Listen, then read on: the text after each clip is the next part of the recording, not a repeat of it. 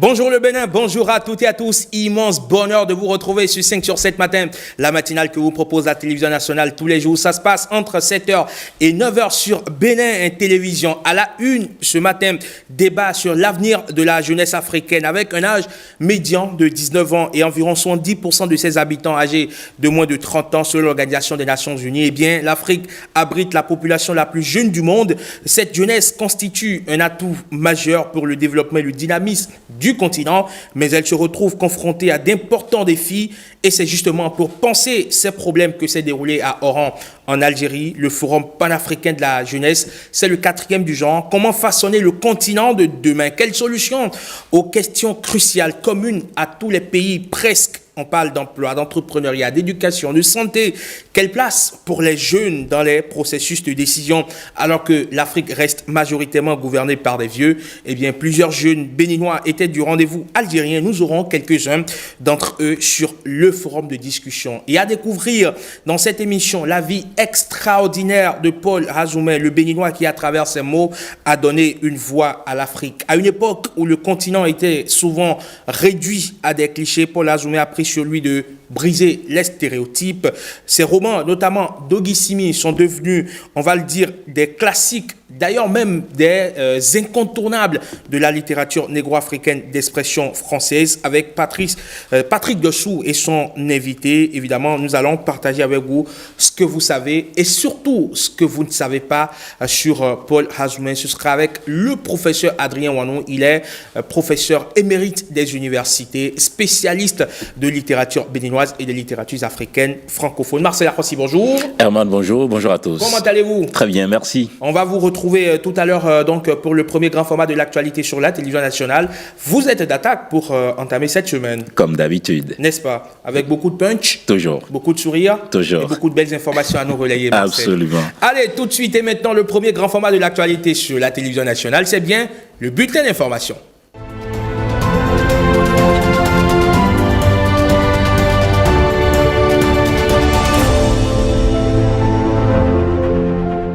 Bienvenue donc au premier grand format de l'actualité sur Bénin Télévision. Dans l'actualité politique ce week-end, militants et dirigeants du parti Bloc républicain viennent de se séparer dans l'allégresse à l'issue d'une rencontre itinérante de plus d'un mois. Les journées départementales lancées par le bureau politique national du parti ont pris fin samedi dernier à Parakou. Parakou, où nous retrouvons Nestor Sela et Alexis Sassogba. C'est une mobilisation qui témoigne de l'engagement des élus du Bloc républicain dans le Borgou de faire de cette formation politique un parti national. Les spécificités de la loi 2021-14 du 20 décembre 2021 portant administration territoriale, le code électoral en République du Bénin et la culture du militantisme à la base sont les 3 thématiques abordées. Un militant qui devient un élu n'abandonne pas la cause idéale. On est militant, c'est pour véritablement mouiller le maillot. Dans ce sens, l'élu BR, député, conseiller, de toutes sortes, est plus ou moins tenu de mener des œuvres sociales pour le compte du parti. Je voudrais rendre un vibrant hommage à M. Abdoulaye Biot Tchane, président du parti, et à tout le secrétariat exécutif pour cet engagement salutaire, celui de parcourir tous les départements afin de renforcer les capacités des élus pour une mobilisation à la base et la promotion de la culture du militantisme. Fidèle à leur ambition de 2018, année de création du parti Bloc républicain, le bureau politique entend acquérir les maires et les élus locaux pour plus de résultats sur le terrain. Il faut alors travailler avec méthode et responsabilité, conseillent les premiers responsables du cheval cabré. Le Bloc républicain, nous en avons fait depuis 2018 à Parakou un parti véritablement national. Nous devons poursuivre. Et pour le poursuivre, nous devons le faire, encore une fois, méthodiquement et de la manière la plus organisée. Je veux annoncer que dans quelques semaines, l'activité importante à cet égard. Et puisque c'est notre objectif, messieurs les vice-présidents, de faire de notre parti le premier parti du Bénin, nous devons nous asseoir sur cette organisation, sur le maillage du territoire et la volonté de nos militants aussi d'aller dans la même direction que nous. Le militantisme, comment remobiliser notre parti, les militants de notre parti. Deuxième chose, la gestion de nos communes à travers donc les nouvelles lois qui sont en vigueur depuis environ 3 ans aujourd'hui. Et en dernière position, le code électoral. Nous préparons les élections générales pour l'année 2026. Comment on doit se préparer? Quelles sont les dispositions essentielles que nous devons prendre au sein du parti? Nous allons normalement descendre au niveau de chaque commune afin que nos militants sachent qu'il faut remobiliser la troupe, que notre parti puisse toujours être à tous les niveaux. Plus unis, plus forts pour construire le Bénin, c'est la devise du parti. Et ses militants sont plus que déterminés à concrétiser la vision de leur parti commun. Au terme de ces journées, nos reporters ont tendu le micro à quelques élus du parti. Tous rassurent de la bonne santé du parti Bloc républicain. On les écoute. Cette édition est incline de quelques particularités qui ne sont pas sans avoir à faire avec le nouveau code électoral. Parce que dans le nouveau code électoral, il est question abondamment de militantisme actif et avéré. Et pour justement atteindre cet activisme et ce dynamisme des militants du Bloc républicain, il faut les outiller. Et les outiller en commençant par les premières vitrines que sont les élus du parti. Ces 3 thématiques qui ont été abordées en tant que militants du parti nous ont galvanisés. Le militant doit travailler pour enraciner le parti, pour représenter le parti, pour donner de la visibilité au parti. Et je crois qu'à travers cette communication, nous sommes aguerris pour nous préparer surtout par rapport aux échéances à venir. Déjà, c'est la confirmation de l'ambition du Bloc républicain et qui se manifeste par un travail méthodologique et très cadré et une restructuration dans la mobilisation de nos militants à la base afin de les outiller à pouvoir porter haut le flambeau du parti. Deuxièmement aussi au niveau de la compréhension du code électoral qui sera en vigueur avec ses enjeux et surtout aussi les défis qui sont les nôtres si nous voulons préparer les élections de 2026.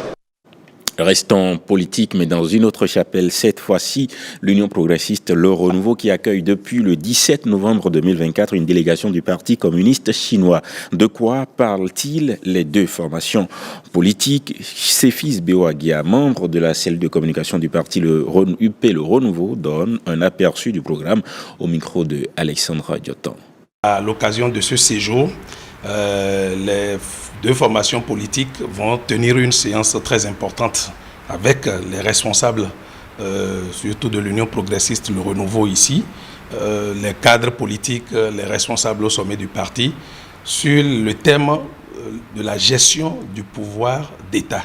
Vous savez, le Parti communiste chinois travaille à faire en sorte que le peuple chinois vivent dans des conditions sociales, économiques et politiques qui rendent heureuses les populations. Ce que nous faisons ici comme expérience au Bénin aujourd'hui, avec l'Union progressiste Le Renouveau, qui participe au pouvoir, qui contribue à la gestion du pouvoir, c'est le même exercice. C'est de faire en sorte que les populations aient de l'eau potable, que nous ayons des écoles, que nous ayons des infrastructures telles que nous faisons le constat aujourd'hui, que notre société soit bonifiée par la gouvernance politique. C'est de ça qu'il s'agit. Donc, en ayant cette coopération avec le Parti communiste chinois, c'est pour bénéficier de cette expérience du PCC que cette délégation chinoise va séjourner au Bénin. Parce qu'il est déjà arrivé aussi que plusieurs fois des délégations béninoises de responsables du parti de l'Union progressiste Le Renouveau aient séjourné en Chine dans le cadre de ce partenariat qui se développe depuis quelques années. Sur un tout autre volet à présent, c'était un marché vétuste sans assainissement en plein cœur de Cotonou, le marché de Ganhi. À sa descente sur les lieux en 2020, Patrice Talon a promis sa reconstruction totale. C'est désormais chose faite. Jérôme Mbo nous propose une balade au cœur du nouveau joyau. La preuve de l'attachement du chef de l'État à créer des conditions décentes aux femmes dans leur commerce, c'est sa descente surprise au marché Ganhi.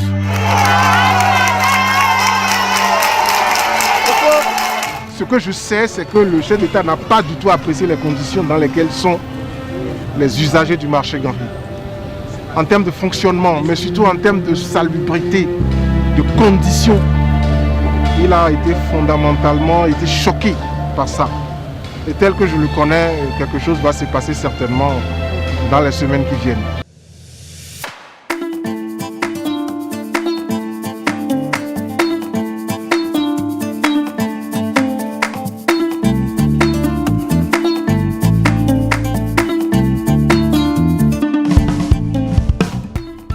Ici, c'est un chantier particulier, c'est un marché privilégié, je vais dire. Nous avons un marché qui est un rez-de-chaussée plus un étage, avec une couverture charpente. Vous allez voir la particularité de la charpente. Nous avons une partie centrale qui est comme un parapluie. Donc cette fois-ci, au lieu que ce soit en béton, c'est quand même en charpente métallique. C'est sa particularité par rapport aux autres marchés.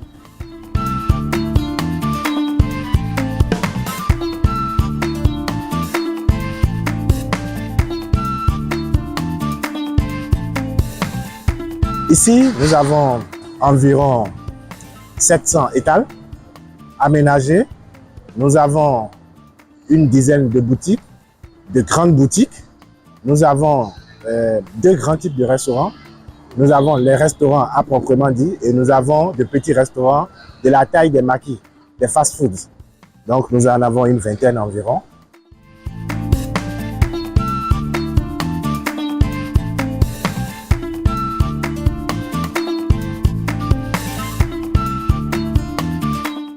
Des blodons médians, on donne les binadio. Parce que des gens mon client les n'a bien. Donc, mina bon occasion de bon ado bon togan, donner coup d'azote. Mi met tovi quand il te ton les met bisse c'est robedoni. On est tous heureux, contents d'entendre que d'ici peu de temps, on ira là-bas. On est contents. Non, bon, ce qu'ils ont fait, ils ont bien construit le marché.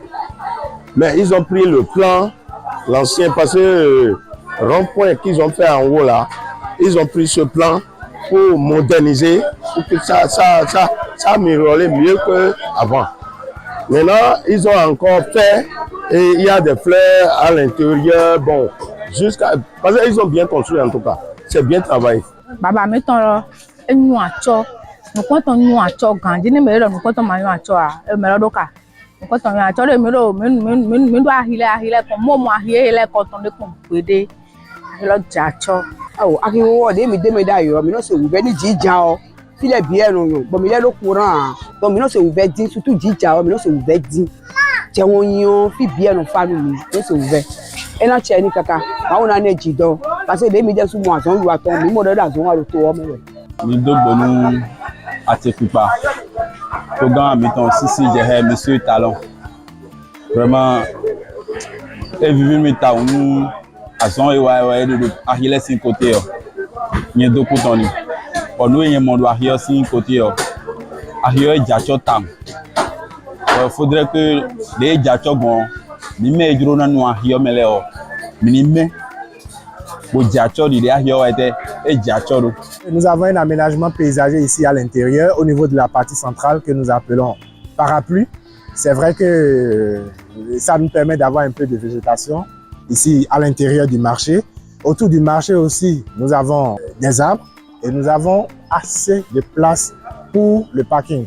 Sur la façade sud, nous avons parking 2 roues et sur les 3 autres côtés, nous avons parking pour les véhicules. Et nous avons maintenant, à part le marché, nous avons le parking destiné pour ce marché-ci qui est de l'autre côté, que vous allez voir, c'est bien aménagé, qui peut prendre environ une 60aine de véhicules intérieurs. Et autour aussi, nous avons qui peut prendre aussi environ une 60aine de véhicules tout autour. Et une bonne partie réservée pour le parking de roues, pour les motos.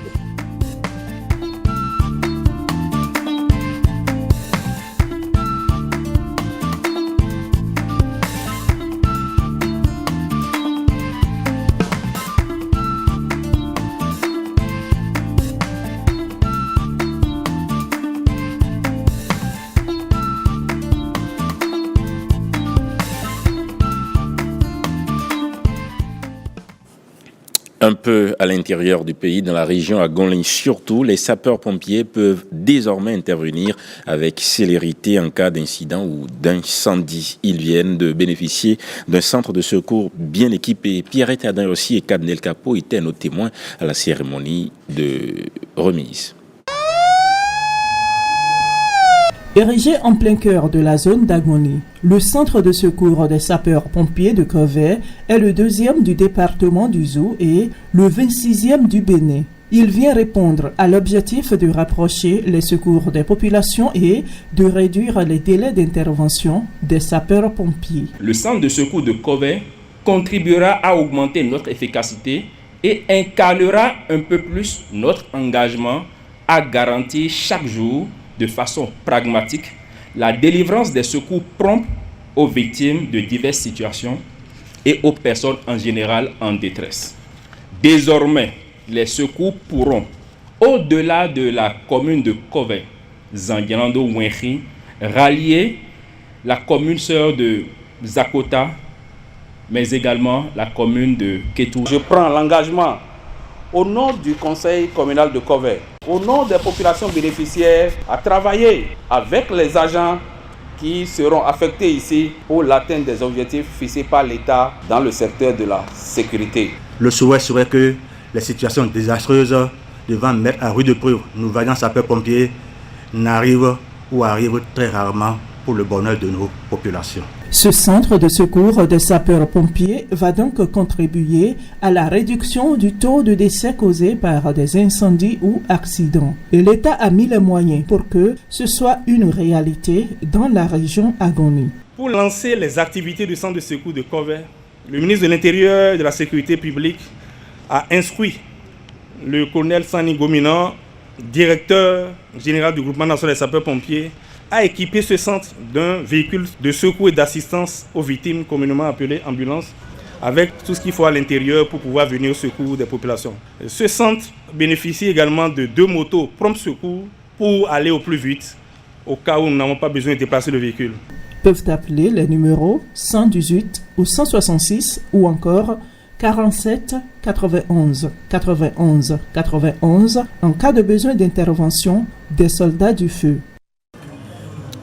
La route Pénésoulou-Alédio-Séméré et la bretelle Alédio-Akaradé frontière Togo sont en cours d'aménagement et de bitumage. La CIRAT, Société d'infrastructures routières et de l'aménagement du territoire, a donné le coup d'envoi des travaux dans les communes de Bassila et de Ouaké. Reportage de Benjamin Denayon, Amandine Niamboussou, présenté par Alain Sochoumé.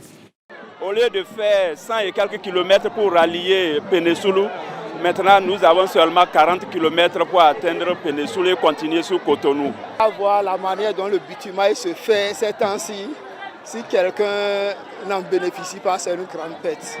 Fini le calvaire des usagers de la route Pénésoulou-Alédio-Séméré et la bretelle Alédio-Akaradé à la frontière du Bénin avec le Togo.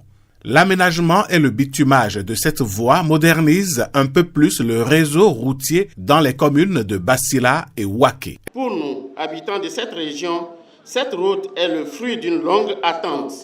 Un projet nourri d'espoir et qui, aujourd'hui, grâce à la volonté du chef de l'État, son Excellence le président Patrice Talon et de son gouvernement, entre enfin dans la phase concrète. Sous sa conduite, les efforts consentis pour moderniser le réseau routier béninois jusqu'aux contrées les plus reculées de notre territoire sont un témoignage éloquent de son engagement à transformer le Bénin pour le bien-être de tous les fils et filles du pays. Au-delà de la modernisation de notre réseau de transport, le bitumage de cette route répond à des enjeux fondamentaux.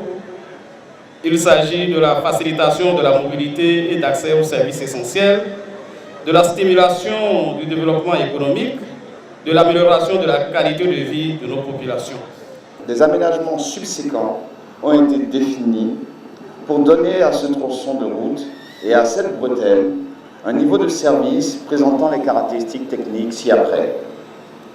Une chaussée bitumée, bidirectionnelle de 7 mètres de large, constituée de 2 voies de 3,50 mètres de largeur. Des accotements jouxtant la chaussée, d'une largeur de 1,50 m en rance campagne et de 2 mètres en agglomération, ainsi que des caniveaux aux endroits où l'assainissement le nécessite. Il est également prévu, dans le cadre de ces travaux, la construction de 3 ponts. Je dois préciser qu'au traversé des agglomérations, l'éclairage public sera mis en œuvre de type solaire.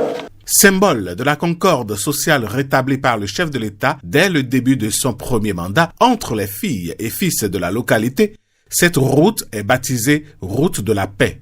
La Route de la Paix, c'est donc une histoire de paix aussi et de réconciliation. Et je veux dire de la manière la plus formelle que Séméré, Alédio, Bénessourou, les communes de Bassila et de Waké avaient besoin de cette infrastructure. Nous devons célébrer la paix, nous devons remercier le président Talon pour ce qui est ainsi fait. D'un coût global de plus de 50 milliards de francs CFA, les travaux d'aménagement et de bitumage de la route Pénessoulou-Alédio-Séméré et la bretelle Alédio-Akaradé, frontière Togo, vont durer 24 mois. Parlons à présent du concours culturel du projet SWED dans le département du Borgou. Il porte sur l'autonomisation des femmes et le leadership féminin. Michael Nwati et Enoch Rumpati pour le point des challenges. Des thématiques propres au projet SWED sont développées et valorisées ici à travers des chansons traditionnelles. En compétition pour représenter le Borgou au niveau national, les troupes de Parakou, Sinandé, Bembereke et Tchaourou. Sous le regard attentif d'un jury bien informé des thématiques du projet SWED, chaque troupe a fait preuve de son talent.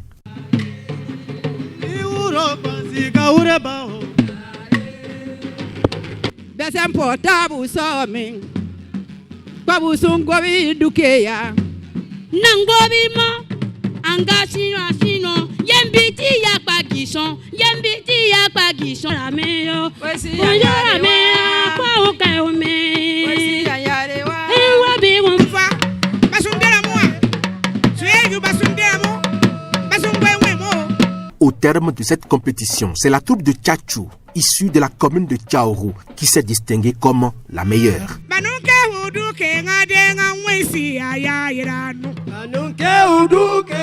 Je suis heureux que le projet SWED ait joué sa partition. Parmi tous les groupes qui sont passés, c'était la meilleure troupe. C'est pour ça qu'on a demandé qu'elle repasse à nouveau pour qu'on puisse les suivre. Il y a une thématique que j'adore le plus, c'est l'autonomisation de la femme. Il faut libérer les femmes. Les troupes folkloriques ici présentes ont presté à travers 3 rythmes, à savoir le teke, le fokpai et le kobi.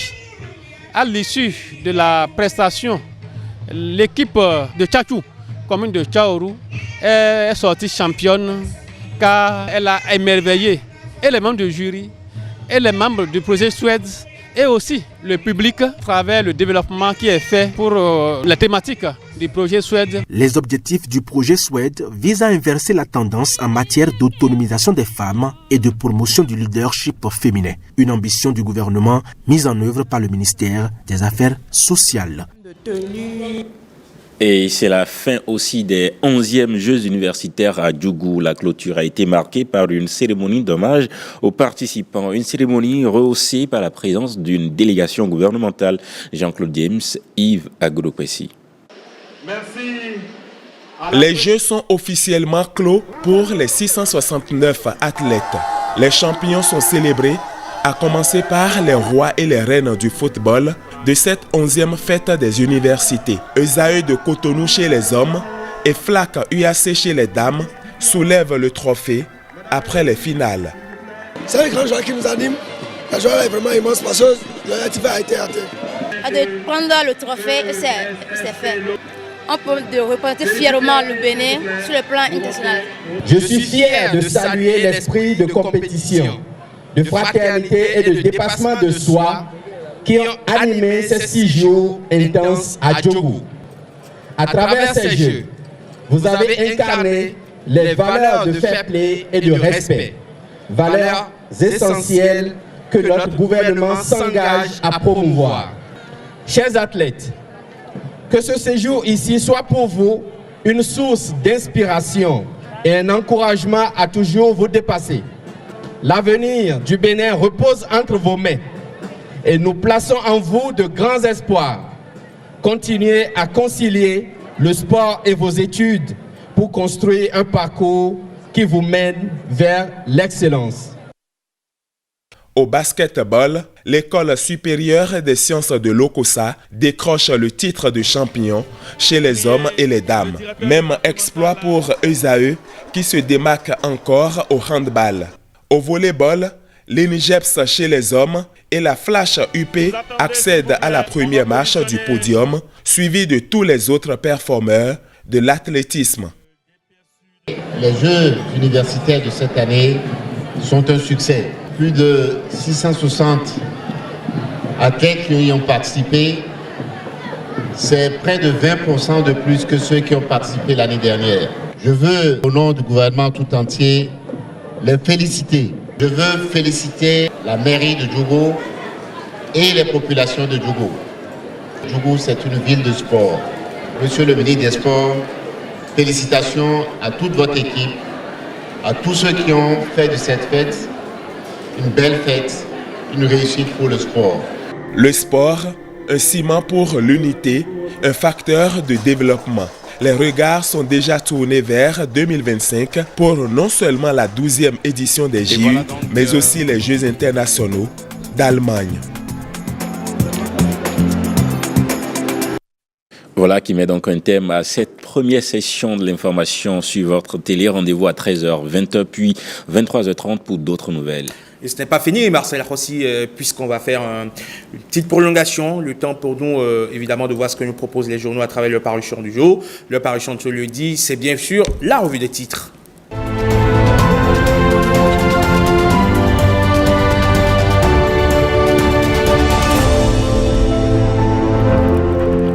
Revue des titres qu'on démarre avec Info Matin, Marcel. Tout à fait, Info Matin à sa une aujourd'hui, dernière journée des éliminatoires de Maroc 2025, mission des Guépards, vaincre le cygne indien face à la Libye. Deuxième tournée de sensibilisation et de collecte des données du CNF Bénin, les compétences des acteurs des corridors renforcées, formation sur les fonctionnalités du SIGFR au programme. Procès attendu de Steve Amoussou ce jour, enfin dans le fond du dossier ou encore une péripétie, point d'interrogation. Le Soleil Bénin Info, animation de la vie politique au Bénin, face à Talon, existe-t-il encore une opposition? Point d'interrogation à la une de Soleil Bénin Info. Le potentiel transport routier des marchandises au Bénin, la NAT facilite les procédures avec le digital. Démocratie, justice et médias au Bénin.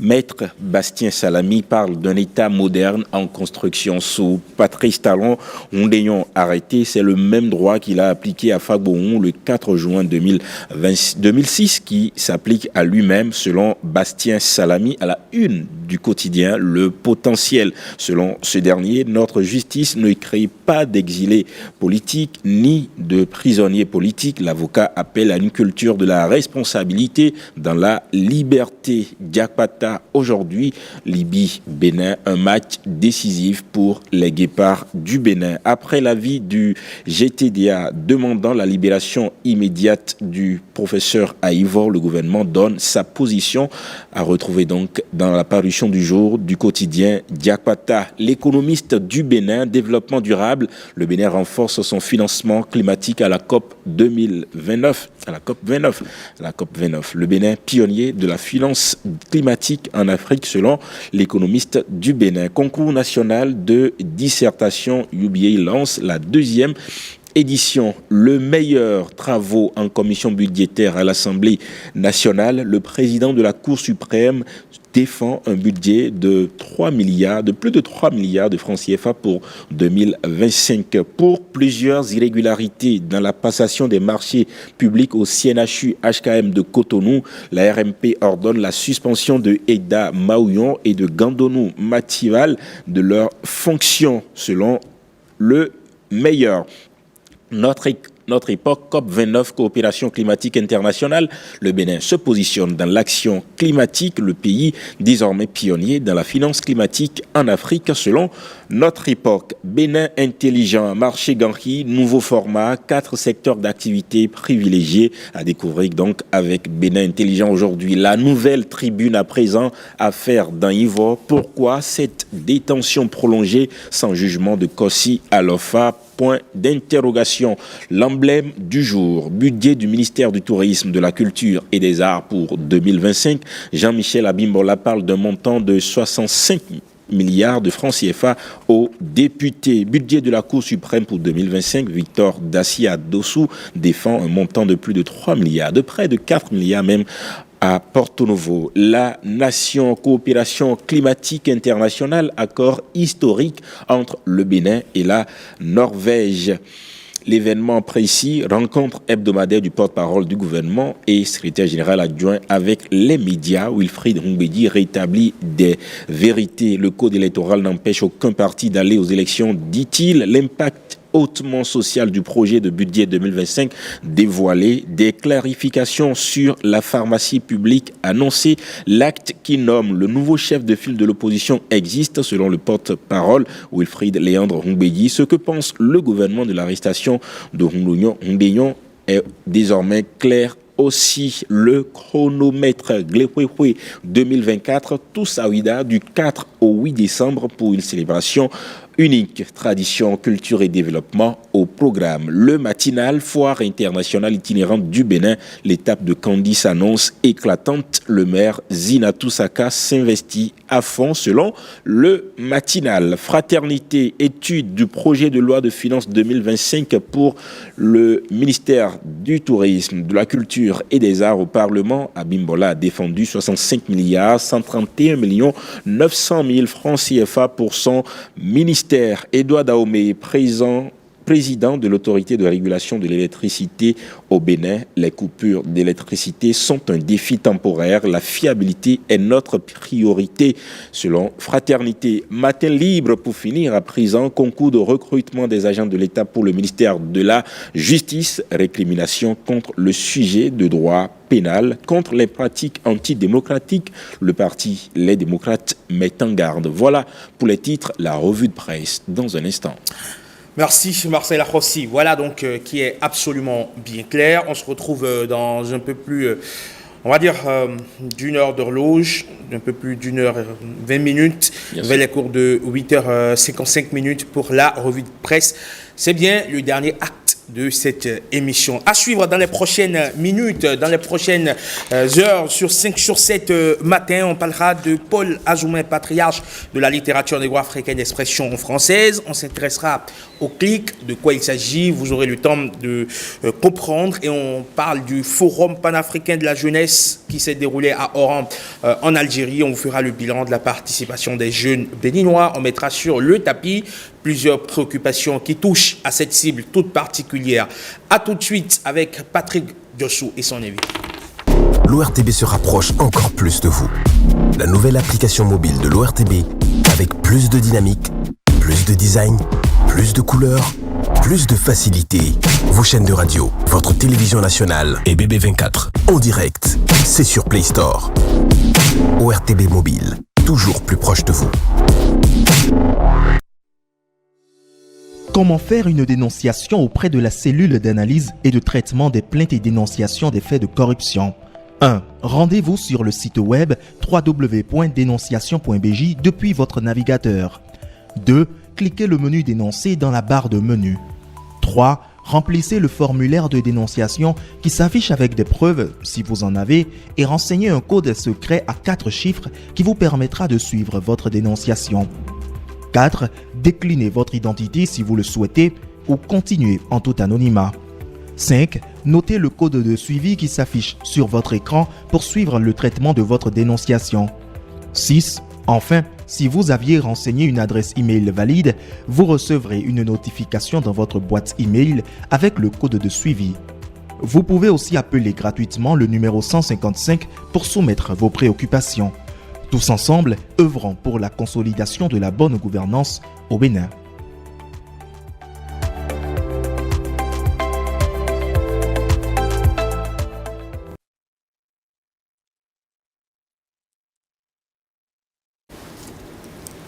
5 sur 7 matin, retour plateau avec Patrick Dioswo. Avec lui, on parle de la vie extraordinaire de Paul Azoumé, le Béninois qui, à travers ses mots, a donné une voix à l'Afrique.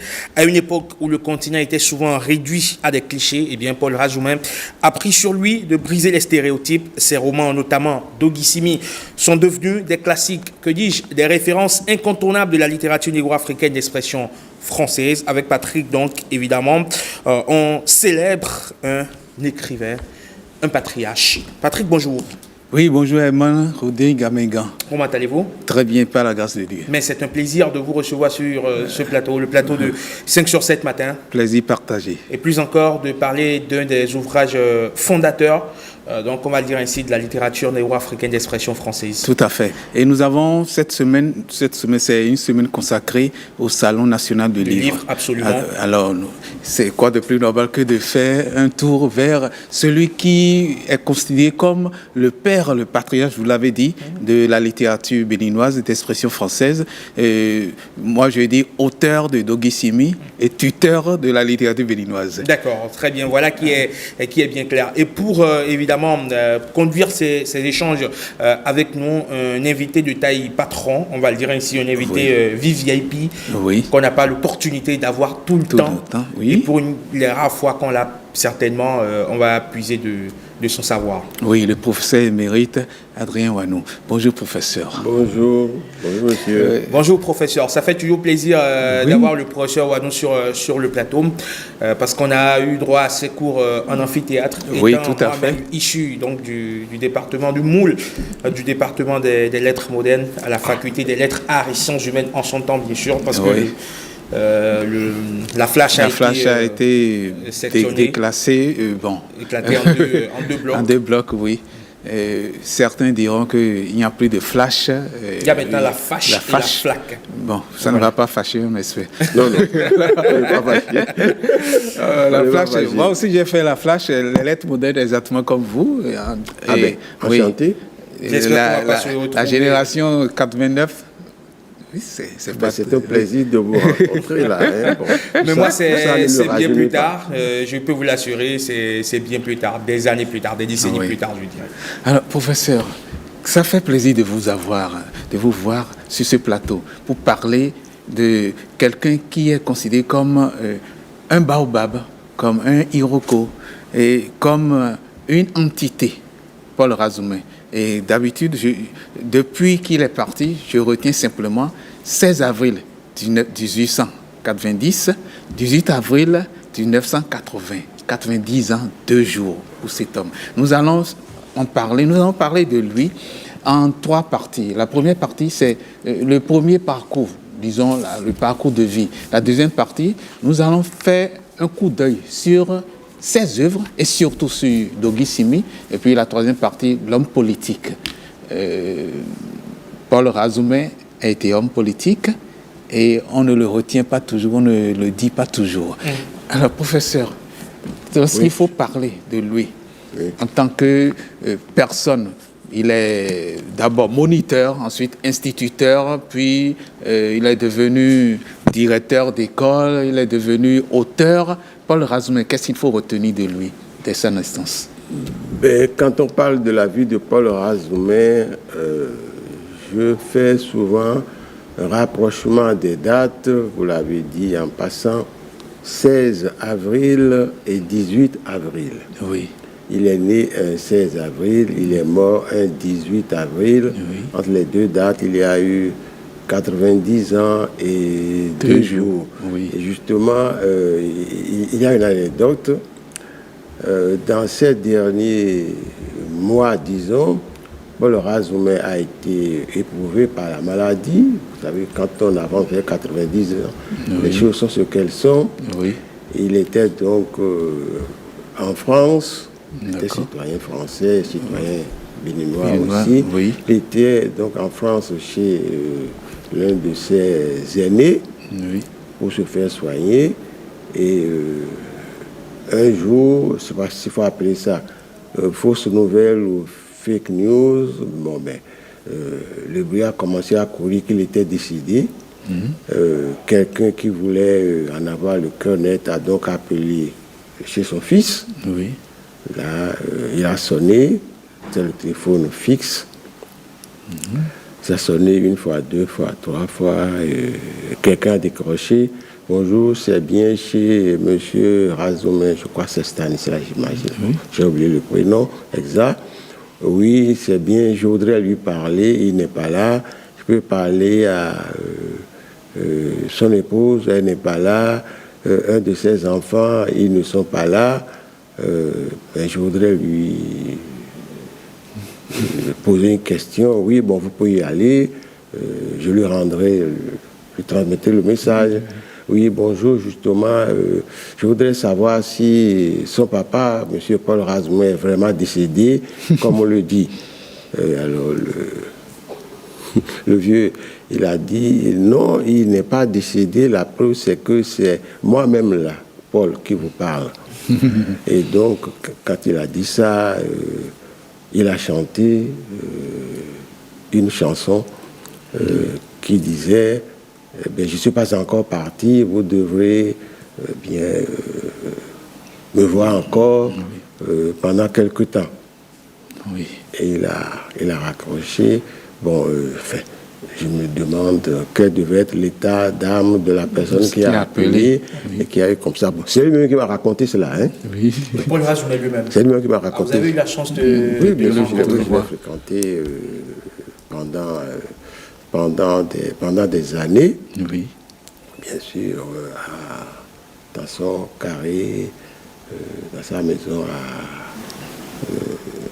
Guinkomé. Voilà, oui. Sa maison à Guinkomé, non loin du temple protestant qui est à Guinkomé. C'est lui-même qui m'a raconté cela. Voilà donc ce que j'ai retenu de ces 90 ans, 2 jours. C'est une anecdote assez exceptionnelle. Bon, je raconte ça. Oh, merci pour l'opportunité que nous offrez pour... C'est toujours intéressant d'avoir quelqu'un qui a fréquenté, d'accord, on va dire celui dont on parle, parce qu'on a toujours droit à ce genre d'anecdotes, parfois déroutants quand même, mais ce sont des anecdotes assez authentiques qui permettent de mieux cerner quelque part des tranches de vie. Oui, tout à fait. Alors, qu'est-ce qu'on peut retenir encore de sa vie, disons, un peu avant que Doguissimi ne vienne en vie? Avant que vous avez dit Doguissimi, justement, en venant ici, je suis venu avec l'ouvrage qui est épuisé depuis un moment. Bon. Les éditions Ruisseau d'Afrique sont en train de faire des démarches pour rééditer l'ouvrage au Bénin ici, que ce soit accessible d'abord aux Béninois. Quand je dis édition Ruisseau d'Afrique, je dis Béatrice Gbado, qui est la directrice de la maison d'édition.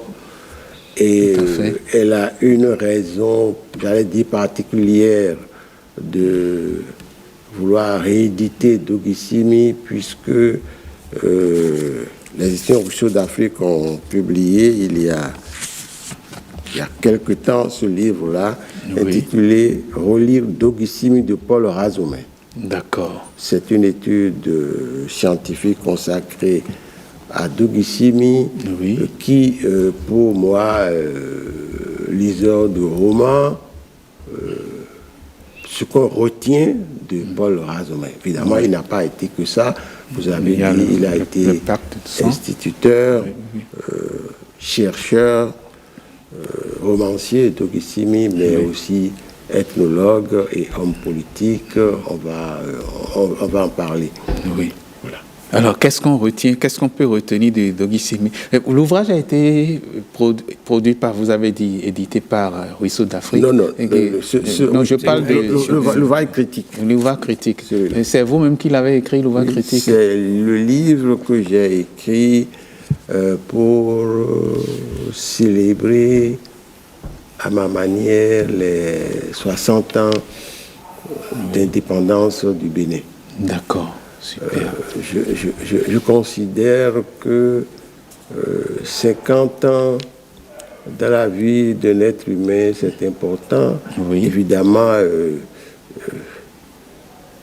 toutes les années qui viennent après 50 ans dans la vie d'un être humain c'est important. Oui, tout à fait. Et je considère aussi que pour une nation, c'est pareil. Oui. Et qu'on devrait célébrer les 50 ans d'une nation comme le Bénin. Oui. Bon, quand le Bénin avait 50 ans, 2010. Oui, en 2010. J'ai publié un petit ouvrage pour célébrer à ma façon. C'était intitulé 50 ans de vie littéraire au Bénin. D'accord. Bon, pour faire un peu le point sur ce qui avait été produit, sur ce que l'on faisait, sur ce qui pouvait advenir après. Oui. Et pour les 60 ans. Pour les 60 ans, j'avais une raison supplémentaire. Le Covid m'avait cloîtré chez moi. Je me suis dit, bon, si je suis chez moi, que je ne peux pas sortir, il faut mettre le temps à profit. Il faut mettre le temps à profit. Oui. Comme j'avais ce projet-là, donc commémorer à ma façon les 60 ans indépendants de notre pays qui coïncidait avec une autre date que je considère comme importante. Oui. C'est les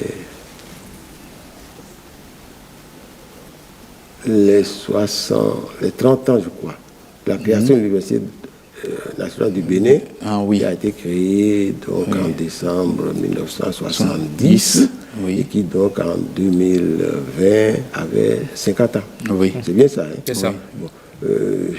Je considère que dans une nation, il y a des dates. Oui. Il y a des dates qu'il ne faut pas laisser passer. D'accord. Donc, quand les 60 ans du Bénin approchaient, je me suis dit, en tant que citoyen, mais aussi homme de science et spécialiste de la littérature béninoise, puisque c'est ce que je fais depuis très longtemps.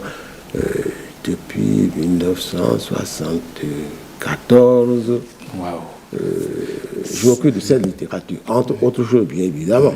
Je suis payé pour enseigner, j'enseigne la littérature africaine, comme on dit, mais j'ai qu'est-ce que j'allais dire? J'ai un souci particulier pour la littérature de mon pays. Parce que je considère que pour servir le pays, on n'a pas besoin d'être député ou ministre. Chacun devrait pouvoir servir le pays quand on l'aime. Tout à fait. Bon, tout le monde n'aime pas son pays. Bon, je considère que c'est un... Qu'est-ce que j'allais dire? Que c'est un privilège d'être béninois. Oui. Bon. Ça, c'est comme ça que je ressens cela. Super. Ça dépend de chacun. Je considère donc que chacun devrait pouvoir servir son pays de toutes ses forces. Oui. Et vous avez le meilleur de lui-même à son poste. Donc, en 2020, vous avez sorti ce ouvrage. Donc, pour célébrer donc les 60 ans d'indépendance du Bénin et les 50 ans de l'Université nationale du Bénin, l'Université d'abord et Calavi, comme on dit aujourd'hui. Pour moi, c'est important, parce que je suis quand même à l'université depuis 1974, je crois. Oui, et c'est même important, parce qu'on est en 2024, ça fait 50 ans que vous êtes à Ça fait donc 50 ans. Oui, et, comme date. J'avoue, c'est plus qu'honorable. Oui. Donc, ayant passé ma vie dans cette maison-là, la connaissant d'une certaine façon, à ma façon, je considère que lorsqu'elle a 50 ans, c'est une grande date. Voilà donc deux raisons, j'allais dire, politiques qui ont conduit à la rédaction de ce livre-là. D'accord. Et quand j'ai rédigé le texte, j'ai trouvé une maison d'édition, une personne, qui a estimé que ce que je pensais était juste. Célébrer les 60 ans de son pays, célébrer les 50 ans de l'Université nationale, l'Université d'Abomey-Calavi. Évidemment, j'ai tellement dit l'Université nationale du Bénin que ça me revient. L'Université d'Abomey-Calavi était aussi quelque chose d'important. Voilà, donc c'est à partir de ce livre que je vais vous parler de Doguissimi et surtout de Paul Razumé, dont je considère que l'ouvrage de sa vie, c'est Doguissimi. Oui. Alors, qu'est-ce qu'on peut retenir alors, donc, tout à l'heure, vous avez dit le patriarche. Oui, mais celui par qui ou celui à travers qui la littérature béninoise d'écriture française est née, c'est pas Paul Razumé.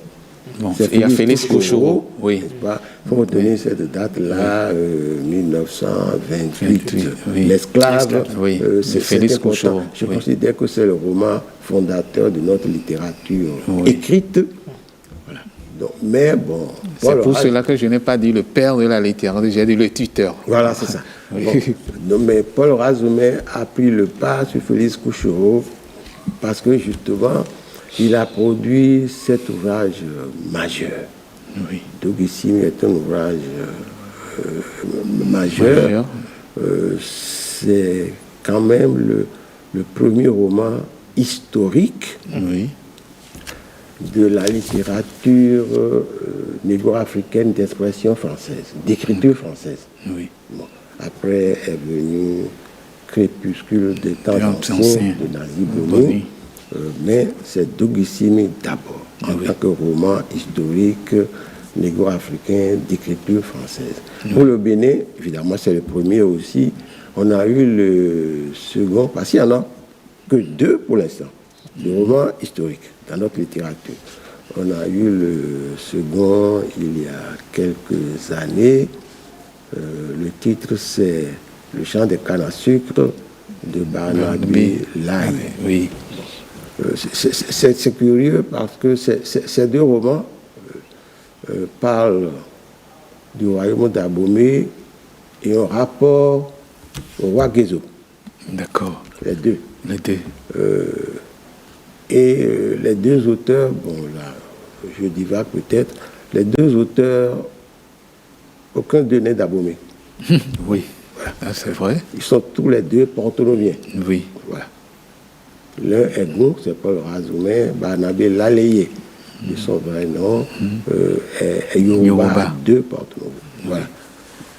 Mais Paul Razumé, c'est pas seulement Doguissimi, il a été instituteur, et s'il a écrit Doguissimi, c'est parce que dans son parcours, quand j'ai commencé à travailler, le 1er décembre 1969, il y a une phrase que j'ai tellement entendue, partout où besoin sera. Ça veut dire quoi? On m'a dit, si on estime que tu dois servir à Porto-Novo, on te met à Porto-Novo. Si l'année suivante, on estime que tu dois aller servir à Mlanvi, tu vas à Mlanvi. J'ai dit, c'est ça. Bon, bref. Donc, il s'est retrouvé à Abomey. Oui. Ça devait être, je sais pas, 1910, quelque chose comme ça. Et il a donc pris contact avec le royaume d'Abomey et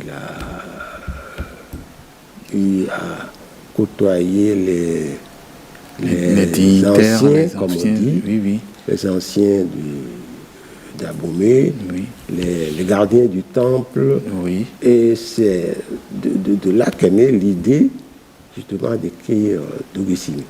D'accord. Voilà. Alors, l'ouvrage, je le redis, qu'est-ce qu'on doit retenir de manière poignante?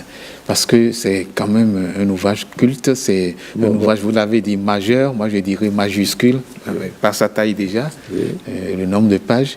Et on retient quoi si... Bon, alors, il faudrait peut-être rapidement, parce que, bon, si j'ai consacré un ouvrage à Dogissimi, oui. Relire Dogissimi de Paul Razomé. Relire. Oui. Relire, c'est parce que c'est important. Oui, tout à fait. Mais je ne vais pas, disons, quand je suis au cours de littérature, je réduis Paul Razomé à Dogissimi, mais je ne vais pas le faire ici. Je vais dire, on va quand même dire ce qu'il est en entier. D'accord, bon, ok. Mais voilà. Donc il a été instituteur, c'est sa vie, ça. Oui. Voilà, il a servi à Porto Novo, il a servi à Abomey, entre autres, il a servi à Cotonou aussi. Bon. Voilà. Il a... il a écrit d'autres ouvrages. Il a écrit même dans la presse. Oui. Dans le phare du Dahomey. Dans le phare du Dahomey. Et on connaît le phare du Dahomey parce que c'était un véritable organe de presse, j'allais dire. Oui. Bon, on l'a appelé journal, je ne sais pas si ça correspond, ça répond à la définition actuelle. Oui. Bon, mais il y a quelque chose qui était moins journal, encore moins journalistique, c'est le Recadère de Béhanzin. Oui. Donc, journal manuscrit pour dénoncer les abus du gouverneur de la colonie du Dahomey. Oui. Donc, il a été instituteur, c'était pas un instituteur inactif, puisqu'il a mis son séjour à Abomey à rassembler des documents, surtout des documents oraux, qui serviront plus tard à la rédaction de Dogissimi. Il a, j'allais dire, bon, j'hésite à dire qu'il a été, il a écrit quelque chose qui ressemble à de la presse. D'accord. Bon, c'était sa façon de faire de la politique avant la lettre, puisqu'il dénonçait les abus du gouverneur du Dahomey. Il a été ethnologue, je crois que c'est important parce qu'il est parti de là. D'accord. Il a publié des articles d'ethnologie. Il a publié surtout un ouvrage d'ethnologie, le pacte de sang au Dahomey. Oui. Je crois que c'est important. Ça signifie que c'est un monsieur qui connaissait son pays. Oui. Qui voulait connaître son pays, c'est-à-dire la culture de son pays. Oui. Le pacte du sang, bon, on n'en parle pas beaucoup. Oui. C'est une pratique secrète. Est-ce que ça se fait encore aujourd'hui? Probablement. Bon, peut-être que... En français, on dirait conjuration. Oui. On fait la conjuration. Pourquoi le pacte de sang? Et non. On échange sa vie. Je bois votre sang, vous buvez mon sang. Ça veut dire que nous sommes désormais un. Nous sommes liés par un pacte. Oui, c'est une alliance. Si vous me dénoncez, supposons qu'on fait cela, fait cela pour commettre un crime. Si vous me dénoncez, vous mourrez. Parce que vous aurez trahi votre propre personne. Oui. Je crois avoir lu que Guézo, le roi Guézo, l'un des plus célèbres rois du Dahomey avant Béhanzin, que Guézo avait signé un pacte de sang avec certains de ses espions. D'accord. Pour être sûr qu'ils ne le trahiraient pas. Bon. Voilà ce que j'ai lu. Donc c'est une pratique importante, disons, qui règle un peu, parce que il y a les grandes affaires du pays. Oui. Le pays, quel qu'il soit, république ou monarchie, et ceux qui managent ces affaires, parfois, ont besoin de sécurité. Je prends le mot actuel, n'est-ce pas, de sécurité, et le pacte de sang fait partie, justement, des manières de s'assurer la sécurité. Oui. Donc, sécurité rapprochée, c'est vrai. Oui. Voilà. Bon, donc, pour parler des grandes affaires du pays. Le journaliste, l'ethnologue, Et puis l'homme politique. Oui, alors l'homme politique, il a été candidat aux élections, à l'élection présidentielle, une élection qui n'a pas abouti. Oui, il n'a pas abouti, mais il faut aller un peu plus loin. Vous savez, lorsque vous avez une sensibilité, bon, quand je dis sensibilité, le mot a d'abord un sens un peu précis, pointu, quand il s'agit d'un artiste, je veux dire d'un romancier. Bon, si on n'est pas sensible, on n'écrit pas un roman. Le romancier est un artiste, et l'artiste, c'est la personne qui vit d'abord par la sensibilité, par la peau. Donc, quand on a une certaine sensibilité, quand on se trouve dans des situations données, on est amené à se mêler des affaires de tout le monde, c'est-à-dire de politique. D'accord, ok. Et c'est ça qui a fait qu'à partir de 1945, oui. Vous avez parlé vous avez dit qu'il a été candidat aux élections présidentielles, il a joué, mais il a commencé plus tôt. D'accord. Dans l'Union progressive du Dahomey, UPD, et dans ce parti, il n'y avait pas que lui, il y avait le docteur Émile Dernier-Sissou, il y avait Souroumiga Apiti, et comme parrain, le père Francis Aupier, dont le collège Aupier porte le nom. Voilà, donc il a commencé parce qu'il a estimé que ce qu'il avait fait en écrivant le cadet du Dahomey, bon, il fallait continuer. Oui, parce que le combat, il a commencé. Donc il a commencé plus tôt que 1960 à donc s'occuper des affaires de tout le monde avant de devenir devenir candidat. Voilà, aux élections présidentielles. On ne finira jamais de parler de Paul Razoumet. Il a une palette assez large, très étendue, parce qu'il a touché à beaucoup de domaines d'activité, parlant évidemment de la littérature, de l'ethnologie, de l'ethnographie, de la politique aussi, absolument. Il a été chargé de mission au musée de l'Homme en 1937. C'est ce que mes recherches sur lui m'ont révélé.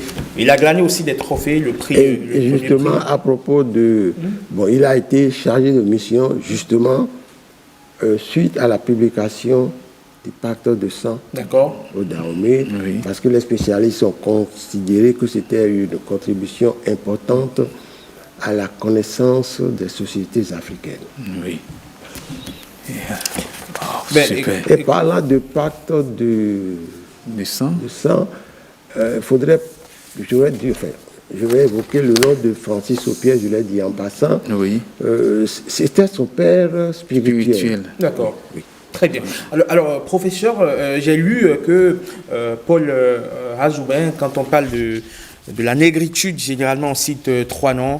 Aimé Césaire, Léon Gontran Damas et Léopold Sédar Senghor. Il paraîtrait que Paul Razoumet aussi était quand même peut-être en proportion moins ostentatoire, à contribuer à l'éclosion de ce mouvement. Bon, de près, je ne sais pas, mais Paul Razoumet a fait partie des gens qui fréquentaient la maison présence africaine rue des Écoles à Paris. Donc il était considéré comme une personnalité importante sur le plan de la littérature et de la culture négro-africaine. Oui, je sais. Très bien. Voilà qui est bien clair, Patrick. J'aurais bien voulu qu'on continue cet échange assez amical, assez cordial, assez fraternel surtout, et très instructif. Malheureusement, on va devoir s'arrêter. Parce qu'il y a d'autres rubriques à tenir. Malheureusement. C'est vraiment à mon corps défendant. On aurait pu parler de Paul Razoumet durant des heures et des heures. Parler de son œuvre qui est magnifique, Dogissini, un ouvrage dont on ne finira pas évidemment débaucher les splendeurs. Oui, tout à fait. Merci Herman, merci professeur, merci pour votre disponibilité. Une invitation très matinale, hein, et pourtant le professeur a tenu parole, il est arrivé. Merci professeur Adrien Ouanou d'être passé sur 5 sur 7 matin. Au plaisir de vous retrouver prochainement, pourquoi pas pour parler cette fois-ci de vous-même, pourquoi pas. Oui. Pourquoi pas, de vous-même. On voudrait savoir, quand on a fait 50 ans d'enseignement des littératures africaines francophones et surtout de la littérature béninoise, on a vu et lu sans doute beaucoup de choses. Oui. Je me souviens en amphithéâtre, le professeur aujourd'hui au CRI, Pascal Tossou, qui nous disait, le professeur Ouanou, il a lu au moins à minima 2000 livres dans sa vie. Donc, c'est ce qu'il nous disait en amphithéâtre. Et donc, lorsqu'on a lu au moins 2000 livres, j'imagine... C'est pas sûr, c'est pas sûr. J'imagine bien, en tout cas, lorsqu'on connaît la littérature béninoise, comme vous le connaissez si bien au bout de vos doigts, de fond en comble, je pense qu'on a beaucoup d'informations à tirer de vous, surtout cette semaine où on parle du Salon national du livre. On s'imagine bien que vous serez de la partie. Oui, je serai là-bas. Absolument, on vous y retrouve. Oui. Merci Patrick. Oui. Et à lundi. Oui, à lundi prochain pour une autre chronique. 5 sur 7 matin, on va découvrir à présent les activités du Knowledge Lab for Innovation Communities. On parle du CLIC. Là, on parle de toute autre chose. Ce n'est pas de la littérature, on parle plutôt santé et innovation. Avec la TNT Bénin, pas d'abonnement mensuel pour les chaînes du multiplex de base. En plus des chaînes télé et radio locales disponibles, retrouvez les chaînes internationales sur le bouquet TNT, dont TV5 Monde Afrique, TV5 et TV5 Monde Style. Procurez-vous votre kit TNT dans l'une des 117 mairies du pays ou contactez le 105 pour connaître le distributeur le plus proche. La TNT,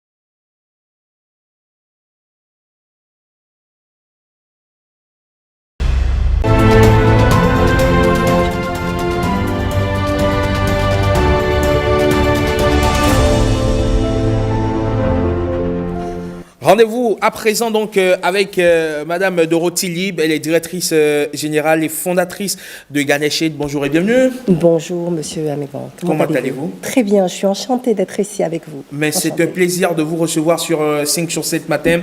Vous êtes directrice générale donc et fondatrice de Ganesh Aid. Oui. C'est quoi Ganesh Aid et quelle est votre action en Afrique? Merci beaucoup. Alors Ganesh Aid, nous sommes un bureau de conseil vietnamien, humaniste. On est spécialisé vraiment dans l'innovation en santé publique et en santé mondiale également. Et en fait, on a à cœur d'appuyer les pays en Afrique et en Asie autour de la modernisation des systèmes de santé. Donc c'est vraiment très très important pour nous de venir au Bénin pour en fait inviter 32 pays à venir discuter ensemble sur les innovations nécessaires pour vraiment sauver plus de vies en Afrique et en Asie. Et vous portez une initiative qui est parrainée par le ministère de la Santé. Absolument. On va en parler tout à l'heure, pardon. Vous parlez d'innovation en santé publique. Comment est-ce que vous définissez l'innovation en santé publique? Alors déjà, bon, peut-être on peut qualifier la santé publique. Alors assez simplement, alors on pourrait dire la santé individuelle, c'est quand on va chez son médecin. Voilà, on est vraiment dans une démarche de se soigner individuellement. La santé publique, c'est plus une approche collective de prévention, surtout de promotion de la santé et surtout d'engagement communautaire autour de la responsabilité, autour de son bien-être et sa santé. Donc on est vraiment sur cet aspect-là extrêmement important Notamment, dernièrement, avec la Covid-19, on a bien vu que l'action collective est absolument nécessaire. Très bien. Alors, est-ce que vous pouvez partager avec nous un exemple d'innovation en santé publique qui vous inspire? D'accord. Alors, il y en a beaucoup, mais je pense que si on revenait à la Covid-19, il n'y a pas une innovation peut-être particulière maintenant que j'aimerais souligner, mais j'aimerais ramener tout le monde à l'époque de la Covid-19 où finalement, tout le monde s'est mobilisé autour de nouvelles approches justement pour stopper cette pandémie. Et en fait, on a développé tellement d'innovations en 2 ans, ce qu'on aurait pu faire en 10 ans, on l'a fait en 2 ans. Parce qu'on était face à une situation d'urgence. Voilà, et puis surtout une situation d'urgence et une mobilisation mondiale autour de changer la manière de faire pour surmonter une situation très très difficile pour l'ensemble de la planète. Donc je pense qu'effectivement, s'il y avait une innovation peut-être, je dirais, c'est les nouvelles approches d'engagement communautaire. On est vraiment dans une responsabilisation, une redevabilité de la communauté pour travailler avec les agents de santé pour parvenir à, à vraiment éviter les épidémies. Donc ça, c'est vraiment, je pense qu'il y a beaucoup de choses qui ont été faites avec les mamans leaders au Mali. Ici, il y a également des champions au niveau de la communauté qui travaillent aussi avec les gens de santé. Donc je pense qu'il y a énormément de choses à faire. Et les drones, également, je pense, en termes de livraison des médicaments et des vaccins jusqu'aux communautés les plus difficiles, qui sont en zone de conflit ou dans des zones géographiques extrêmement difficiles d'atteindre. Je pense qu'il y a vraiment énormément, mais ces 2 points me semblent essentiels. Alors, quelle est selon vous l'importance de l'innovation, dans l'amélioration des soins de santé et surtout de la prévention? Alors c'est vrai qu'on a, comme vous le savez, le programme élargi de vaccination, si on devait prendre vraiment prévention, c'est très souvent associé à la vaccination. On célèbre cette année les 50 ans du programme élargi de vaccination, donc au Bénin également. Et donc on se rend compte que finalement, les défis ont changé, l'environnement a changé, l'écosystème a changé. On est vraiment dans dans une situation qui est complètement différente d'il y a 50 ans, mais on a tendance à agir pareillement. Donc l'innovation, en fait, ça serait vraiment tout simplement changer de façon de travailler, changer d'outils également. Donc c'est des petits changements comme ça qui font que on peut vraiment impacter sur l'amélioration des soins de santé et surtout les soins de santé primaires. Vraiment extrêmement important. Alors, il y a le premier laboratoire d'innovation CLIC 2024. CLIC, entendez donc Knowledge Lab for Innovation Community, 2024, qui aura lieu cette semaine à Cotonou. C'est déjà quoi? C'est quoi cet événement? Alors, c'est un événement qui est à l'initiative de Ganesha, de notre bureau de conseil. On travaille beaucoup avec les pays et on s'est rendu compte qu'en fait, s'agissant d'innovation, les pays n'avaient aucune connaissance disponible par rapport à leurs problèmes. Comment est-ce que vous pouvez accéder au savoir, aux connaissances sur des innovations pertinentes, existantes, déjà prouvées, testées. Donc on s'est dit, il faut absolument qu'on réussisse à combler cette lacune et de créer en fait un espace d'échange sur des expériences d'innovation, etc. entre les pays. Donc on a commencé il y a 1 an. On a eu le premier clic à Hanoï au Vietnam. Donc c'est vrai que Ganesha est un bureau de conseil vietnamien à portée internationale. Donc on a commencé cette histoire à Hanoï. J'espère que vous aurez l'occasion de venir nous voir d'ailleurs. Pourquoi pas, ça serait avec beaucoup de plaisir. Voilà, je serais enchantée. Et donc en fait, on s'est dit, ok, donc on a réuni beaucoup de pays d'Afrique et d'Asie sur cette problématique et on poursuit maintenant 1 an après. On avait dit, on va ensemble essayer d'introduire un peu plus d'innovation dans les pays. Donc 1 an après, on se retrouve cette fois-ci en Afrique. J'ai décidé personnellement que ce soit le Bénin qui accueille ce format avec l'autorisation, bien entendu, des autorités sanitaires, du ministre de la Santé, parce que j'ai vécu moi-même au Bénin pendant 8 ans. Donc, mon cœur est béninois, donc c'était vraiment extrêmement important pour moi de revenir à cette vie que j'ai eue merveilleuse au Bénin avec mes amis béninois. Donc c'est vraiment important. Donc ce n'est pas une activité béninoise, c'est une activité internationale, un événement international qui va réunir 32 pays d'Afrique et d'Asie. Et on aura à peu près 150 participants qui se retrouveront aussi bien en personne qu'en ligne. Et on aura vraiment des activités très, très innovantes pour ce laboratoire d'innovation avec des hackathons, des récits d'innovation extrêmement importants. On aura également des mini-formations pour vraiment construire les compétences des pays sur comment être le leader de l'innovation dans son propre pays et ne pas se laisser, gouverner par des organisations extérieures, mais vraiment s'approprier son innovation et pouvoir l'implémenter pour faire la différence, puisqu'aujourd'hui, il n'y a plus d'options. Voilà. Et ça se passe où?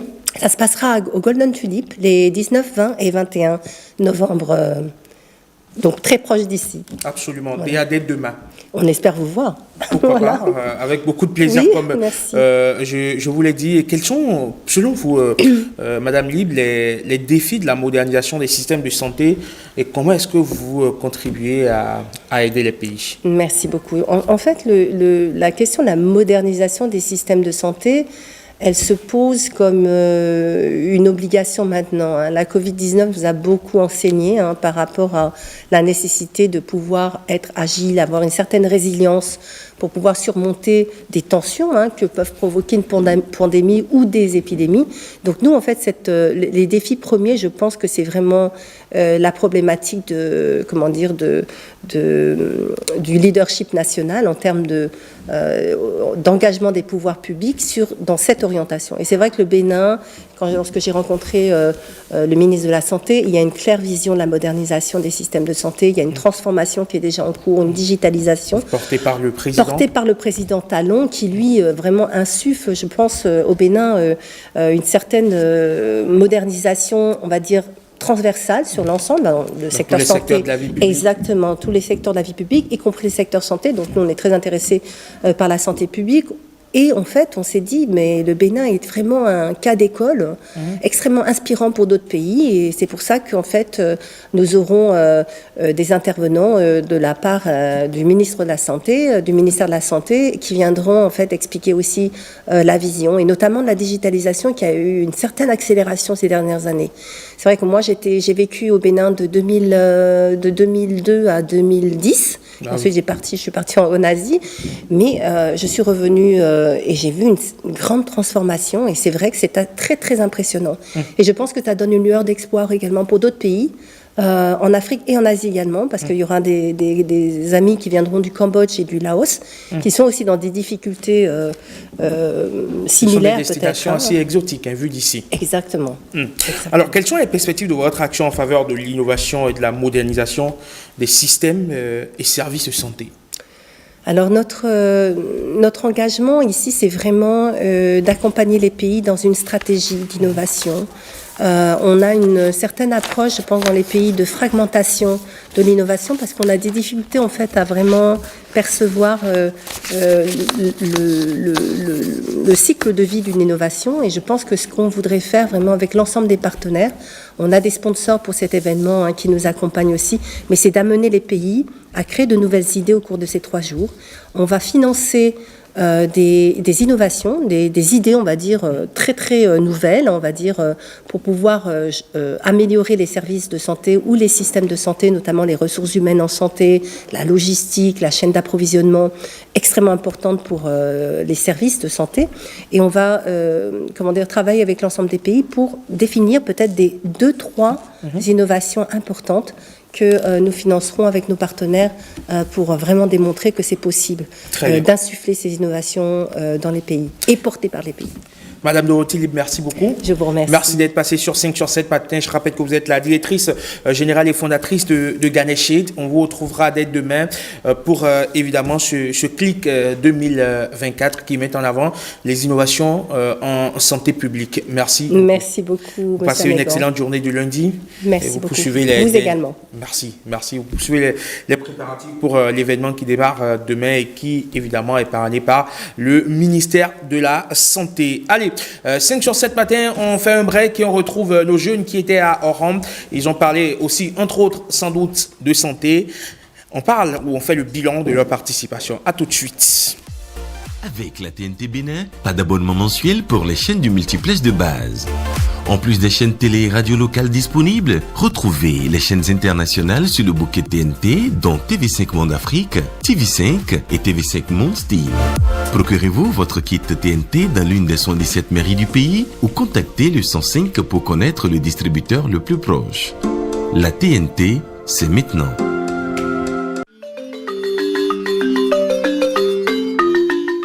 Vous êtes une entreprise publique ou privée légalement constituée au Bénin. Vous exercez depuis au moins une année. Vous êtes à la recherche de collaborateurs compétents et motivés pour soutenir le besoin de développement de vos activités. Vos moyens ne vous permettent pas d'en recruter. Pas de souci. Le programme spécial d'insertion dans l'emploi mis en place par le gouvernement est la solution à vos préoccupations. De nombreux candidats à l'emploi y sont inscrits pour répondre à vos attentes. Pour en bénéficier, rendez-vous sur le site www.psie.bg. Remplissez les champs dédiés aux entreprises et soutenez vos demandes. Elles seront traitées. Vous serez informé du résultat par mail et sur votre compte utilisateur PSIE que vous êtes invité à consulter régulièrement.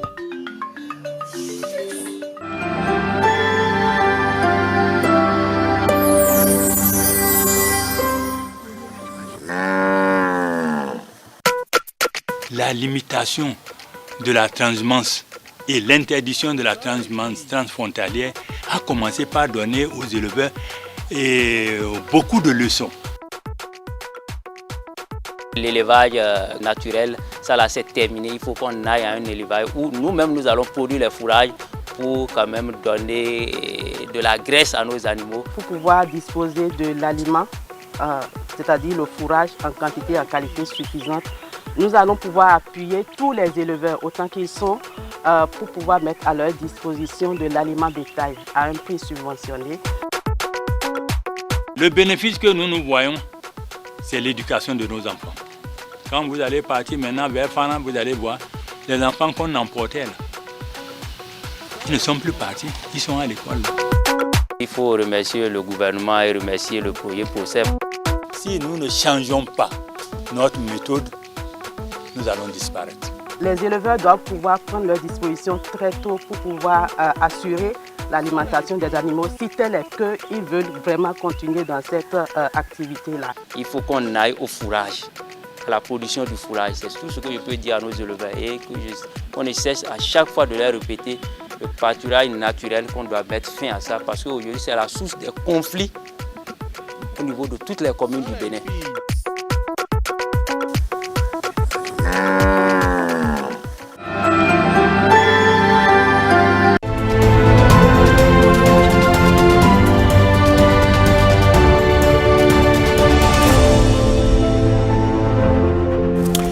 « 5 sur 7 matin, bienvenue dans le débat matinal, bienvenue dans le forum de discussion. Débat sur l'avenir de la jeunesse avec un âge médian de 19 ans et environ 70% de ses habitants âgés de moins de 30 ans selon l'Organisation des Nations Unies. Eh bien, l'Afrique abrite la population la plus jeune au monde. Cette jeunesse constitue un atout majeur pour le développement et le dynamisme du continent, mais elle se trouve confrontée à d'importants défis et c'est justement pour penser ces défis que s'est déroulé à Oran en Algérie le Forum panafricain de la jeunesse. C'est le 4e du genre. Comment façonner le continent de demain? Quelles solutions aux questions cruciales communes à tous les pays presque? On parle de l'emploi, l'entrepreneuriat, l'éducation, la santé, bref, quelle place pour les jeunes dans le processus de décision alors que l'Afrique reste majoritairement gouvernée par des vieux? Eh bien, on en parle sur ce plateau avec mes invités qui étaient, je le disais il y a un instant, du côté d'Oran, en Algérie.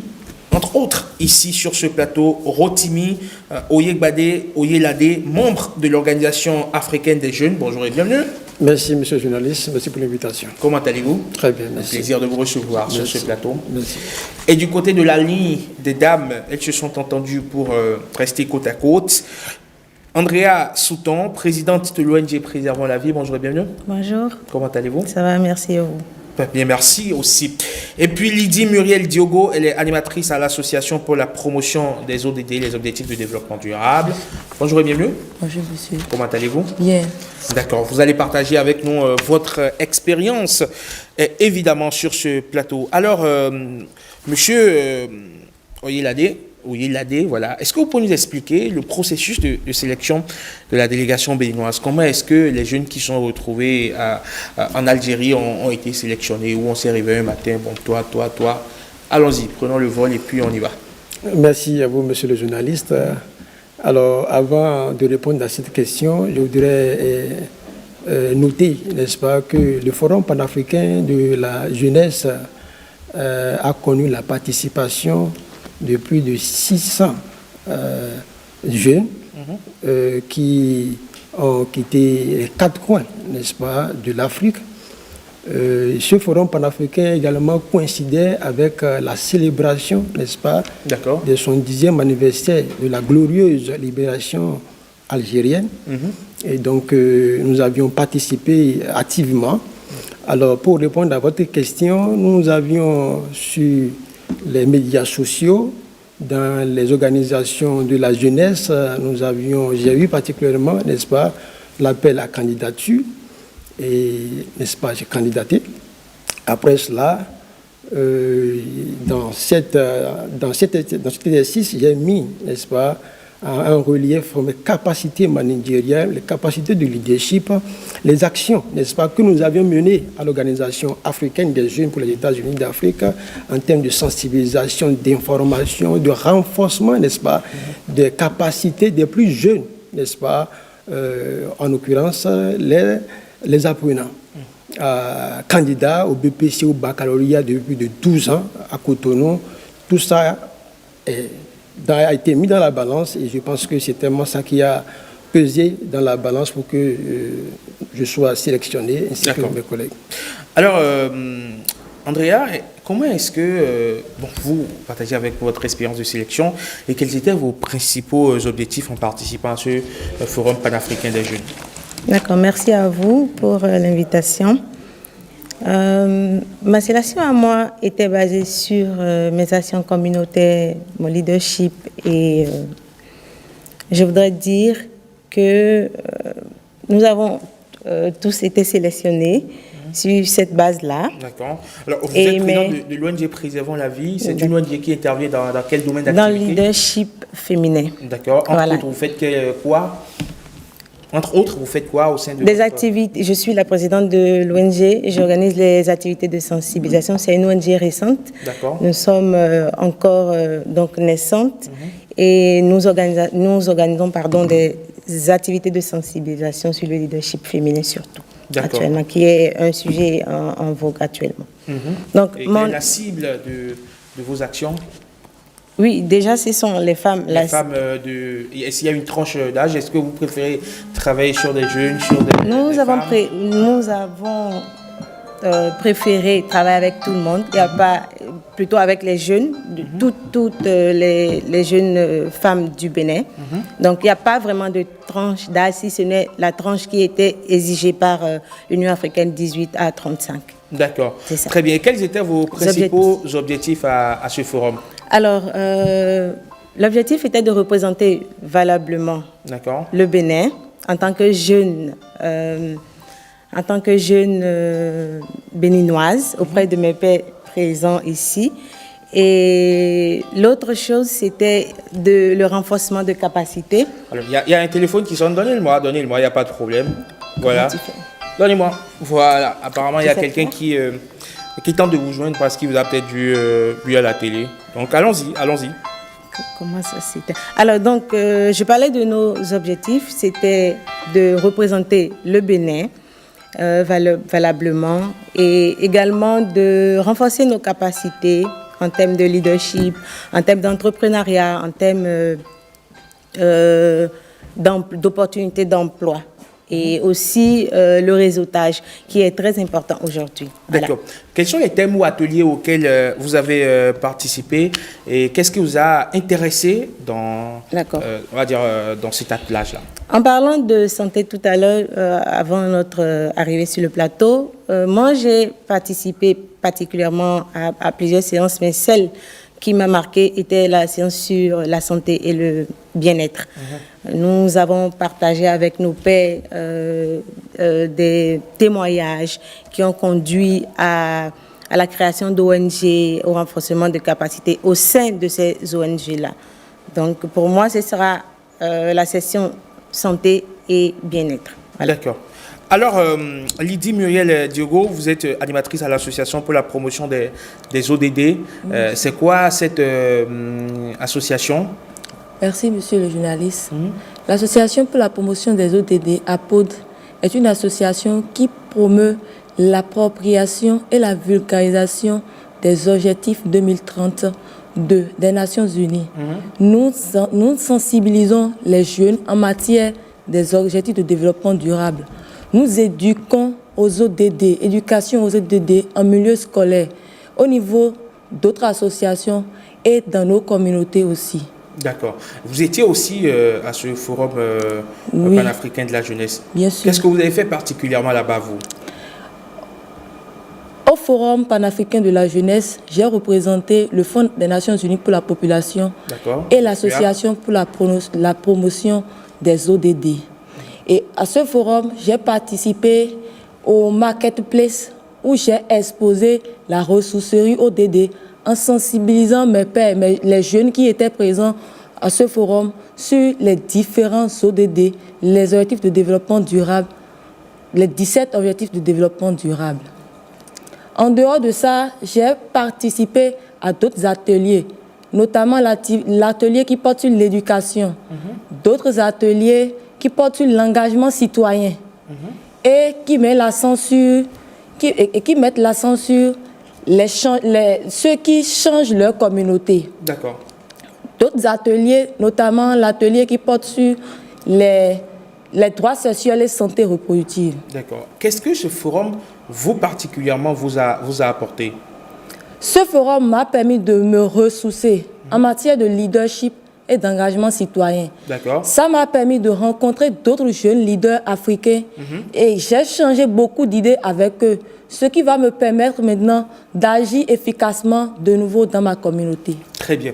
Alors, Rotimi, est-ce que vous avez pu, à l'occasion, évidemment, de ces jours effectués en terre algérienne, rencontrer d'autres jeunes avec qui vous avez créé des partenariats, éventuellement créer un réseau pour qu'un mouvement d'ensemble puisse être orchestré pour impacter davantage la jeunesse? Affirmatif, monsieur le journaliste.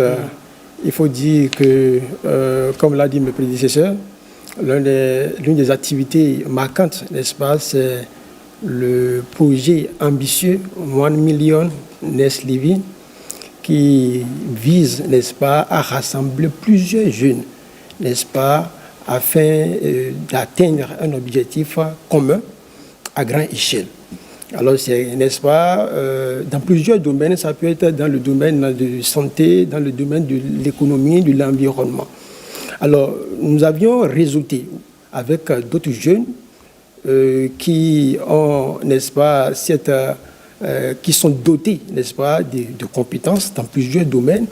J'aurais eu à parler, discuter avec les chefs d'entreprise, les banquiers jeunes, n'est-ce pas, avec qui nous sommes en train de mettre ensemble, n'est-ce pas, un mouvement pour que dès notre retour, nous puissions booster les choses. D'accord. Et aujourd'hui, est-ce que, évidemment, ce forum, au-delà des discussions, au-delà des side events, certainement, il y en a eu, au-delà des ateliers, qu'est-ce qu'on retient après? Parce qu'on a l'impression que la plupart du temps, il y a des initiatives, éventuellement, ou certainement pour griller les lignes budgétaires consacrées aux activités. Mais à côté de cela, est-ce que vous avez l'impression que quelque chose change? Affirmatif. Affirmatif. Tout est affirmatif. Oui, affirmatif. De toute façon, on ne peut pas aller au forum et revenir dire que c'est négatif. Affirmatif. Il y a beaucoup d'acquis. Il y a beaucoup d'acquis. Et, n'est-ce pas, nous l'avions dit, on le fera, surtout au niveau de l'Organisation africaine des jeunes des États-Unis d'Afrique. Nous allons, n'est-ce pas, mener des séances de renforcement des capacités pour les jeunes béninois. Nous allons réseauter, n'est-ce pas, et surtout, nous allons mettre à disposition les recommandations, puisque plusieurs recommandations ont été faites, n'est-ce pas, qui sont d'une importance capitale pour l'avenir des jeunes africains. D'accord. Oui, allez-y. Je voudrais bien le compléter en disant que, en termes de livrables de ce forum, il y a la déclaration du Forum panafricain de la jeunesse, qui sera d'ailleurs présentée au prochain sommet de l'Union africaine en février 2025. D'accord. Et vous, quels sont les grands enseignements que vous retenez de ce forum et de votre participation? Alors, en termes d'enseignement, il y en a eu énormément, mais je retiens que les jeunes du continent doivent pouvoir se réunir le plus souvent pour porter leur voix plus haut dans les instances de décision, pour une Afrique plus unie et puissante. Voilà. Est-ce que c'est dans les réunions, est-ce que c'est dans les manifestations protocolaires, d'accord, que se feront la décision? Pas uniquement, mais ça compte. Je pense que ça fait partie du processus, de la procédure. D'accord. Et comment comptez-vous relayer évidemment ces discussions, cette expérience que vous avez engagée en participant à ce forum? Comment comptez-vous répercuter cela sur le Béninois lambda, sur le jeune que je suis, sur le jeune que représentent mes collègues, les jeunes que représentent mes collègues, mes amis et d'autres personnes qui nous suivent? Alors, on parlait tantôt de sensibilisation, donc ça va continuer. On va sensibiliser, on va faire des programmes de sensibilisation pour relayer les informations qu'on a reçues de là-bas à travers les réseaux sociaux, à travers les différents canaux de diffusion. Et je pense que c'est des programmes déjà en cours. D'accord. Voilà. Alors, Lydie, est-ce que vous avez pu trouver des solutions aux problèmes qui vous ont amené à ce forum panafricain de la jeunesse? Sans doute que vous y êtes allé avec beaucoup d'appréhension, beaucoup de préoccupation. Est-ce que vous avez eu des solutions crédibles, efficaces qui vous ont été proposées? Oui. Dans votre domaine d'intervention, je veux dire. Dans mon domaine d'intervention, plusieurs solutions m'ont été proposées lors des ateliers et des panels. La première solution, c'est de renforcer la sensibilisation des jeunes, des enfants, des adultes en matière de développement durable dans ma communauté. La deuxième solution, c'est de faire des plaidoyers, de continuer à faire des plaidoyers auprès des décideurs, toujours dans la défense de la jeunesse, de la petite enfance dans ma communauté. D'accord. Très bien.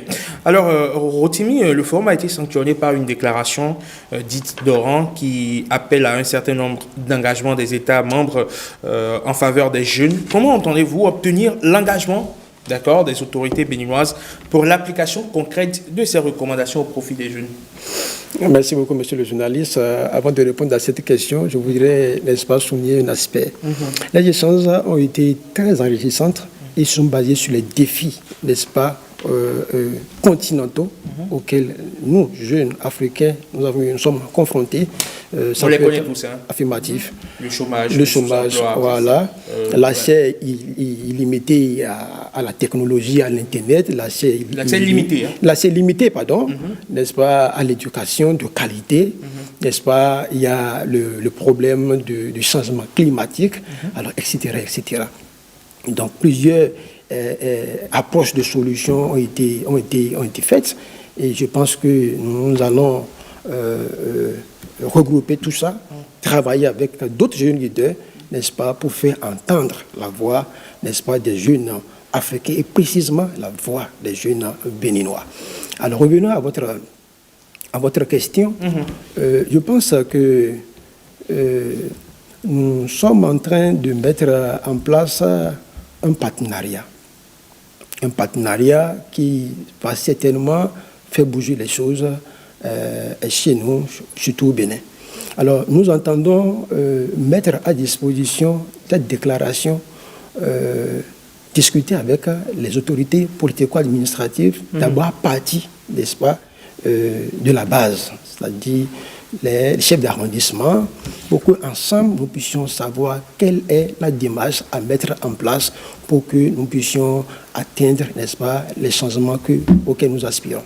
D'accord, très bien. Alors, Andrea, vous, de votre côté, quel est le lobby que vous comptez mettre en place pour faire adhérer les autorités béninoises, évidemment, à votre cause, parce que ce sont elles qui ont la décision? C'est bien sûr ça. Et comme il le disait, nous comptons aller voir les autorités pour mettre à disposition de ces autorités-là, par exemple, le livret qui est la déclaration de la jeunesse qui est sortie de ce forum, pour qu'eux, à notre tour, ils puissent développer avec nous des stratégies concrètes et parfaites pour relayer beaucoup plus rapidement les solutions avec nos jeunes autres leaders béninois.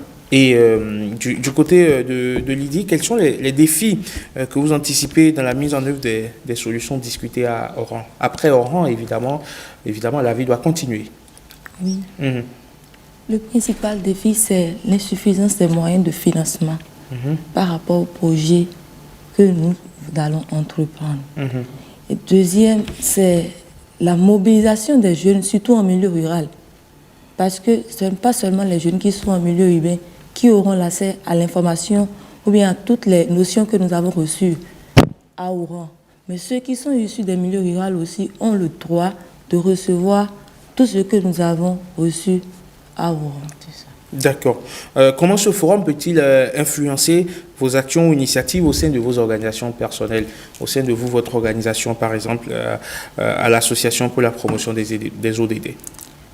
Ce forum m'a outillé.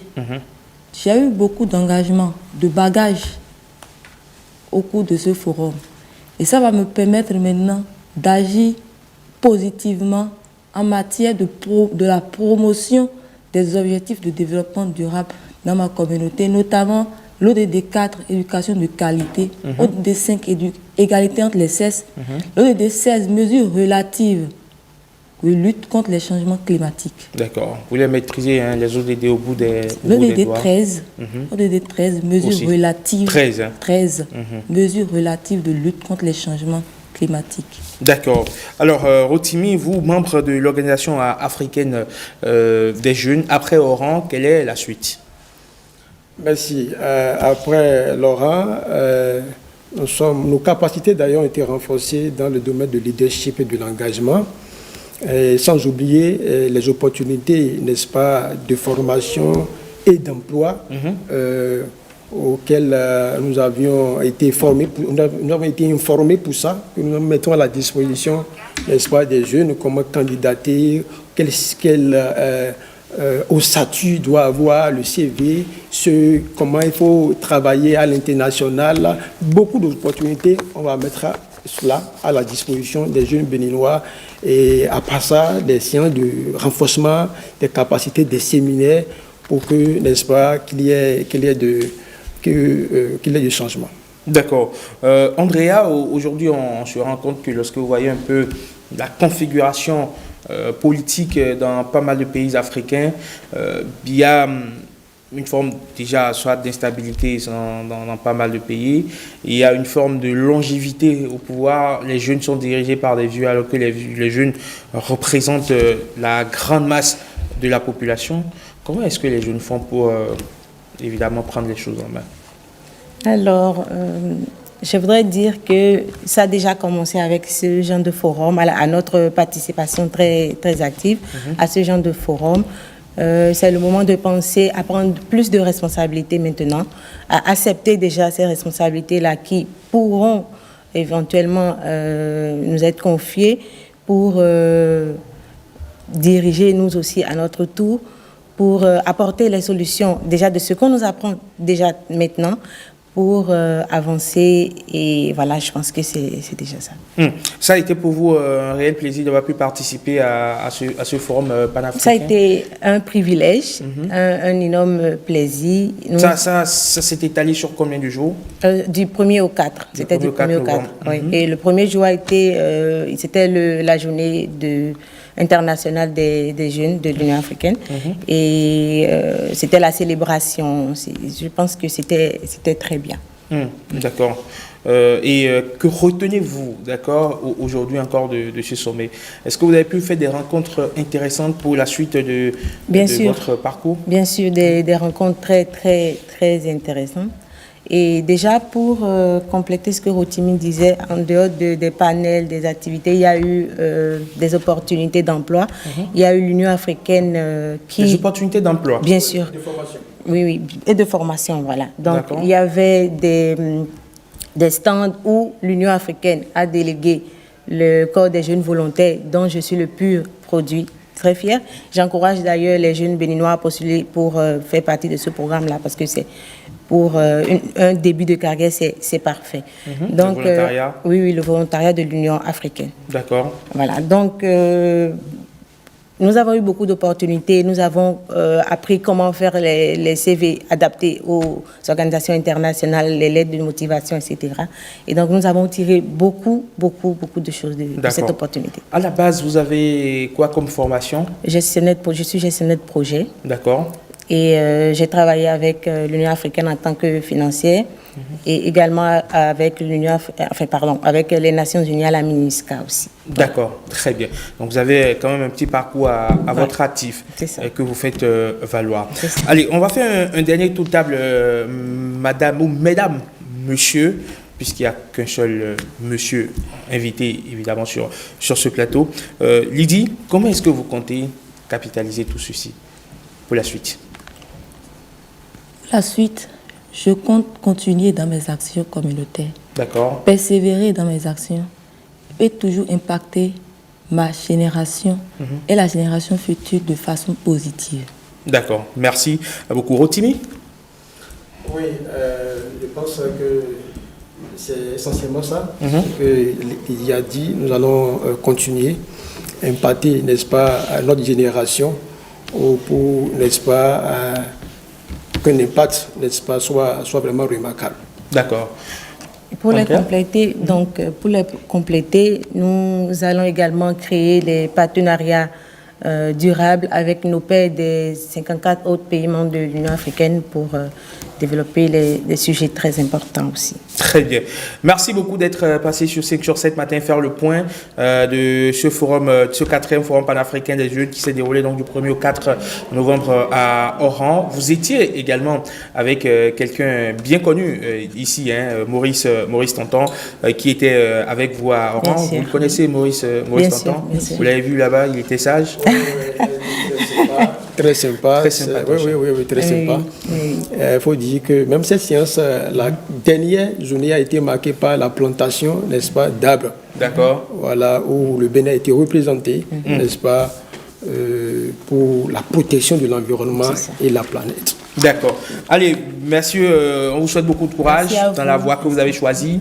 Vous avez choisi de porter la voix d'une grande majorité, mais qui, parallèlement, n'est pas très, très audible.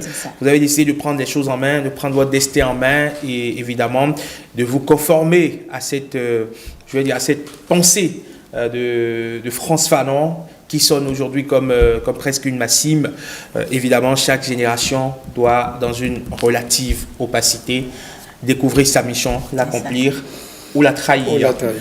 Vous voulez accomplir votre mission, bien sûr. On vous souhaite beaucoup de courage et beaucoup de réussite dans ce sens. Merci beaucoup. 5 sur 7 matin à suivre dans les prochaines minutes. Marcel Akhossi pour la revue de presse. Mais avant, vous le savez comment on vous l'a habitué depuis quelques semaines déjà. Il y a la minute juridique et on s'intéresse aujourd'hui à la toge noire des avocats. Pourquoi sont-ils obligés de se mettre en robe, même s'ils sont des messieurs ou des dames, évidemment? Pourquoi cette robe noire? Quelle est la signification de cette toge? Évidemment, on vous explique tout en une minute.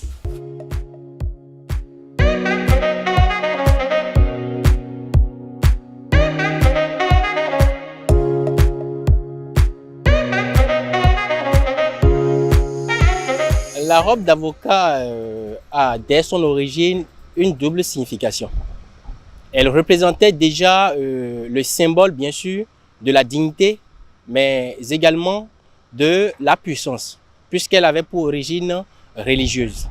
Mais aujourd'hui, avec l'évolution de la justice, on a plutôt l'image de la justice, d'une part, et d'autre part, l'image de la neutralité de l'avocat à travers, comme je peux le dire, son vêtement, c'est-à-dire sa robe.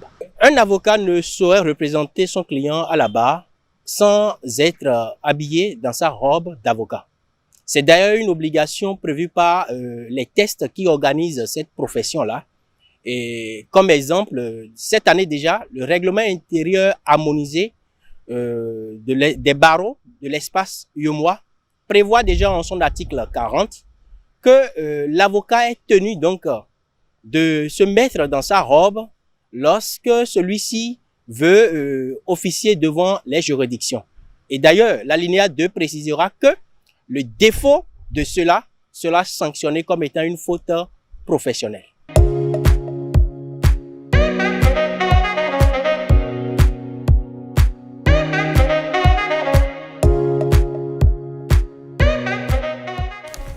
Vous savez donc désormais tout sur cette fameuse robe noire que portent les avocats. 5 sur 7 matin, on amorce progressivement la descente et vous le savez, c'est la revue de presse qui boucle la boucle. Mais avant d'installer Marcel Rossi, une dernière pause, le temps pour lui évidemment de finir. L'ORTB se rapproche encore plus de vous. La nouvelle application mobile de l'ORTB avec plus de dynamique, plus de design, plus de couleurs, plus de facilité. Vos chaînes de radio, votre télévision nationale et BB24 en direct, c'est sur Play Store. ORTB Mobile, toujours plus proche de vous.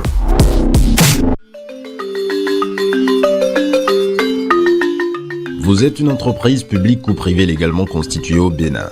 Vous exercez depuis au moins une année. Vous êtes à la recherche de collaborateurs compétents et motivés pour soutenir le besoin de développement de vos activités. Vos moyens ne vous permettent pas d'en recruter. Pas de souci. Le programme spécial d'insertion dans l'emploi mis en place par le gouvernement est la solution à vos préoccupations.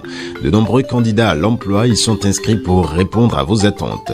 Pour en bénéficier, rendez-vous sur le site www.psie.bg. Remplissez les champs dédiés aux entreprises et soutenez vos demandes. Elles seront traitées. Vous serez informé du résultat par mail et sur votre compte utilisateur PSIE que vous êtes invité à consulter régulièrement. Comment faire une dénonciation auprès de la cellule d'analyse et de traitement des plaintes et dénonciations des faits de corruption? 1. Rendez-vous sur le site web www.dénonciation.bj depuis votre navigateur. 2. Cliquez le menu dénoncer dans la barre de menu. 3. Remplissez le formulaire de dénonciation qui s'affiche avec des preuves, si vous en avez, et renseignez un code secret à 4 chiffres qui vous permettra de suivre votre dénonciation. 4. Déclinez votre identité si vous le souhaitez ou continuez en tout anonymat. 5. Notez le code de suivi qui s'affiche sur votre écran pour suivre le traitement de votre dénonciation. 6. Enfin, si vous aviez renseigné une adresse email valide, vous recevrez une notification dans votre boîte email avec le code de suivi. Vous pouvez aussi appeler gratuitement le numéro 155 pour soumettre vos préoccupations. Tous ensemble, œuvrons pour la consolidation de la bonne gouvernance au Bénin.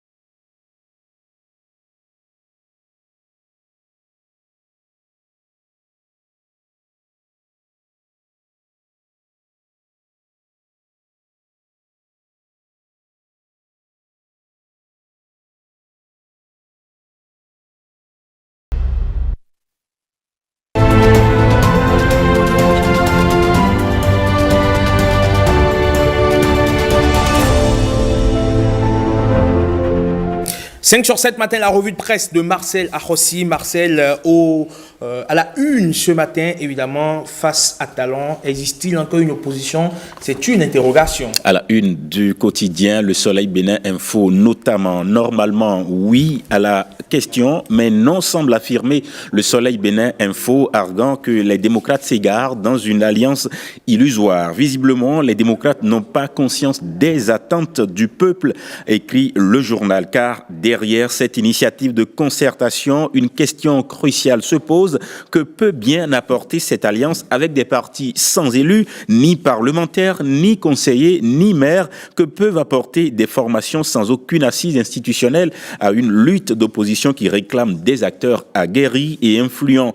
Pour nombre d'analystes, cette démarche manque de réalisme et pourrait diluer le poids politique des démocrates en les associant à des forces sans envergure électorale. Le parti parti, au lieu de s'allier à des structures marginales, ferait peut-être mieux de concentrer ses efforts sur le renforcement de ses propres stratégies et de sa visibilité politique face à un adversaire redoutable comme le président Patrice Talon qui maîtrise l'échiquier politique et prépare activement la présidentielle de 2026. La manœuvre des démocrates ressemble davantage à une distraction qu'à une véritable contre-offensive, tente de conclure le journal. Et puis au Sénégal, large victoire du camp présidentiel aux législatives. Oui, elle est large, mais beaucoup large. La victoire annoncée du parti sénégalais au pouvoir à l'issue des législatives anticipées. Aucun journal au Sénégal sur la vingtaine parcourue ne dit le contraire. C'est une race de marée qui devrait permettre aux dirigeants d'appliquer l'agenda de rupture et de justice sociale avec lequel ils ont été portés au pouvoir il y a 8 mois. Voici pêle-mêle les petits commentaires à la une au pays de la Teranga. Dakar Presse, le PASTEF sans pitié. Libération, PASTEF, le coup KO. Critique avec son génie, Sonko démantèle entièrement le système. L'ouragan PASTEF balaie l'establishment. L'Observateur, une razzia en mode pro, l'urne plutôt que l'arène. Le quotidien Sénégal, Moïse Sonko, le leader des patriotes, obtient les pleins pouvoirs. Un race de marée, disais-je.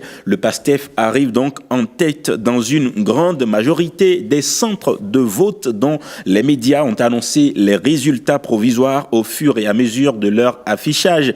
2 des principales têtes de liste de l'opposition, le maire de Dakar, Barthélémy Dias, et le deuxième de la présidentielle de 2024, Amadou Ba, ainsi que d'autres adversaires du PASTEF ont félicité ce dernier, renseignent les médias. Le PASTEF a battu M. Dias et Ba dans leur bureau de vote selon les résultats partiels. Des leaders de l'opposition ont reconnu la victoire du PASTEF et ont félicité son leader et ses candidats, relève le journal Enquête. Je félicite chaleureusement PASTEF pour cette victoire qui reflète la volonté du peuple. Ce moment au-delà des clivages est une victoire pour notre démocratie. Pour le Sénégal, a écrit Amadou Ba sur sa page Facebook. Au-delà des compétitions électorales, c'est le Sénégal qui doit toujours gagner. C'est le Sénégal qui a encore gagné, a ajouté l'ancien Premier ministre. Barthélémy Dias a aussi reconnu la victoire du parti d'Ousmane Sonko en ma qualité de tête de liste de la coalition Samsa Kadou. Je tiens à féliciter chaleureusement le vainqueur des élections PASTEF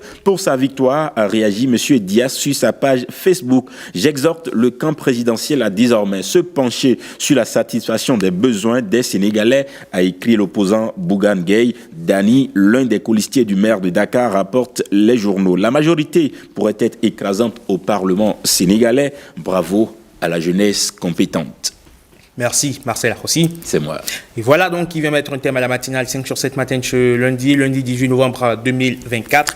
Et cette information avant de conclure, si vous êtes à Cotonou ou ses environs et que vous avez envie de vivre une très très belle ambiance pour ce match des Guépards contre la Libye cet après-midi à 17h, vous pouvez vous rendre du côté de la place de l'Amazone. Le ministère des Sports compte installer une fan zone, un écran géant pour qu'ensemble on puisse accompagner depuis Cotonou évidemment les Guépards pour la victoire, leur envoyer des énergies positives.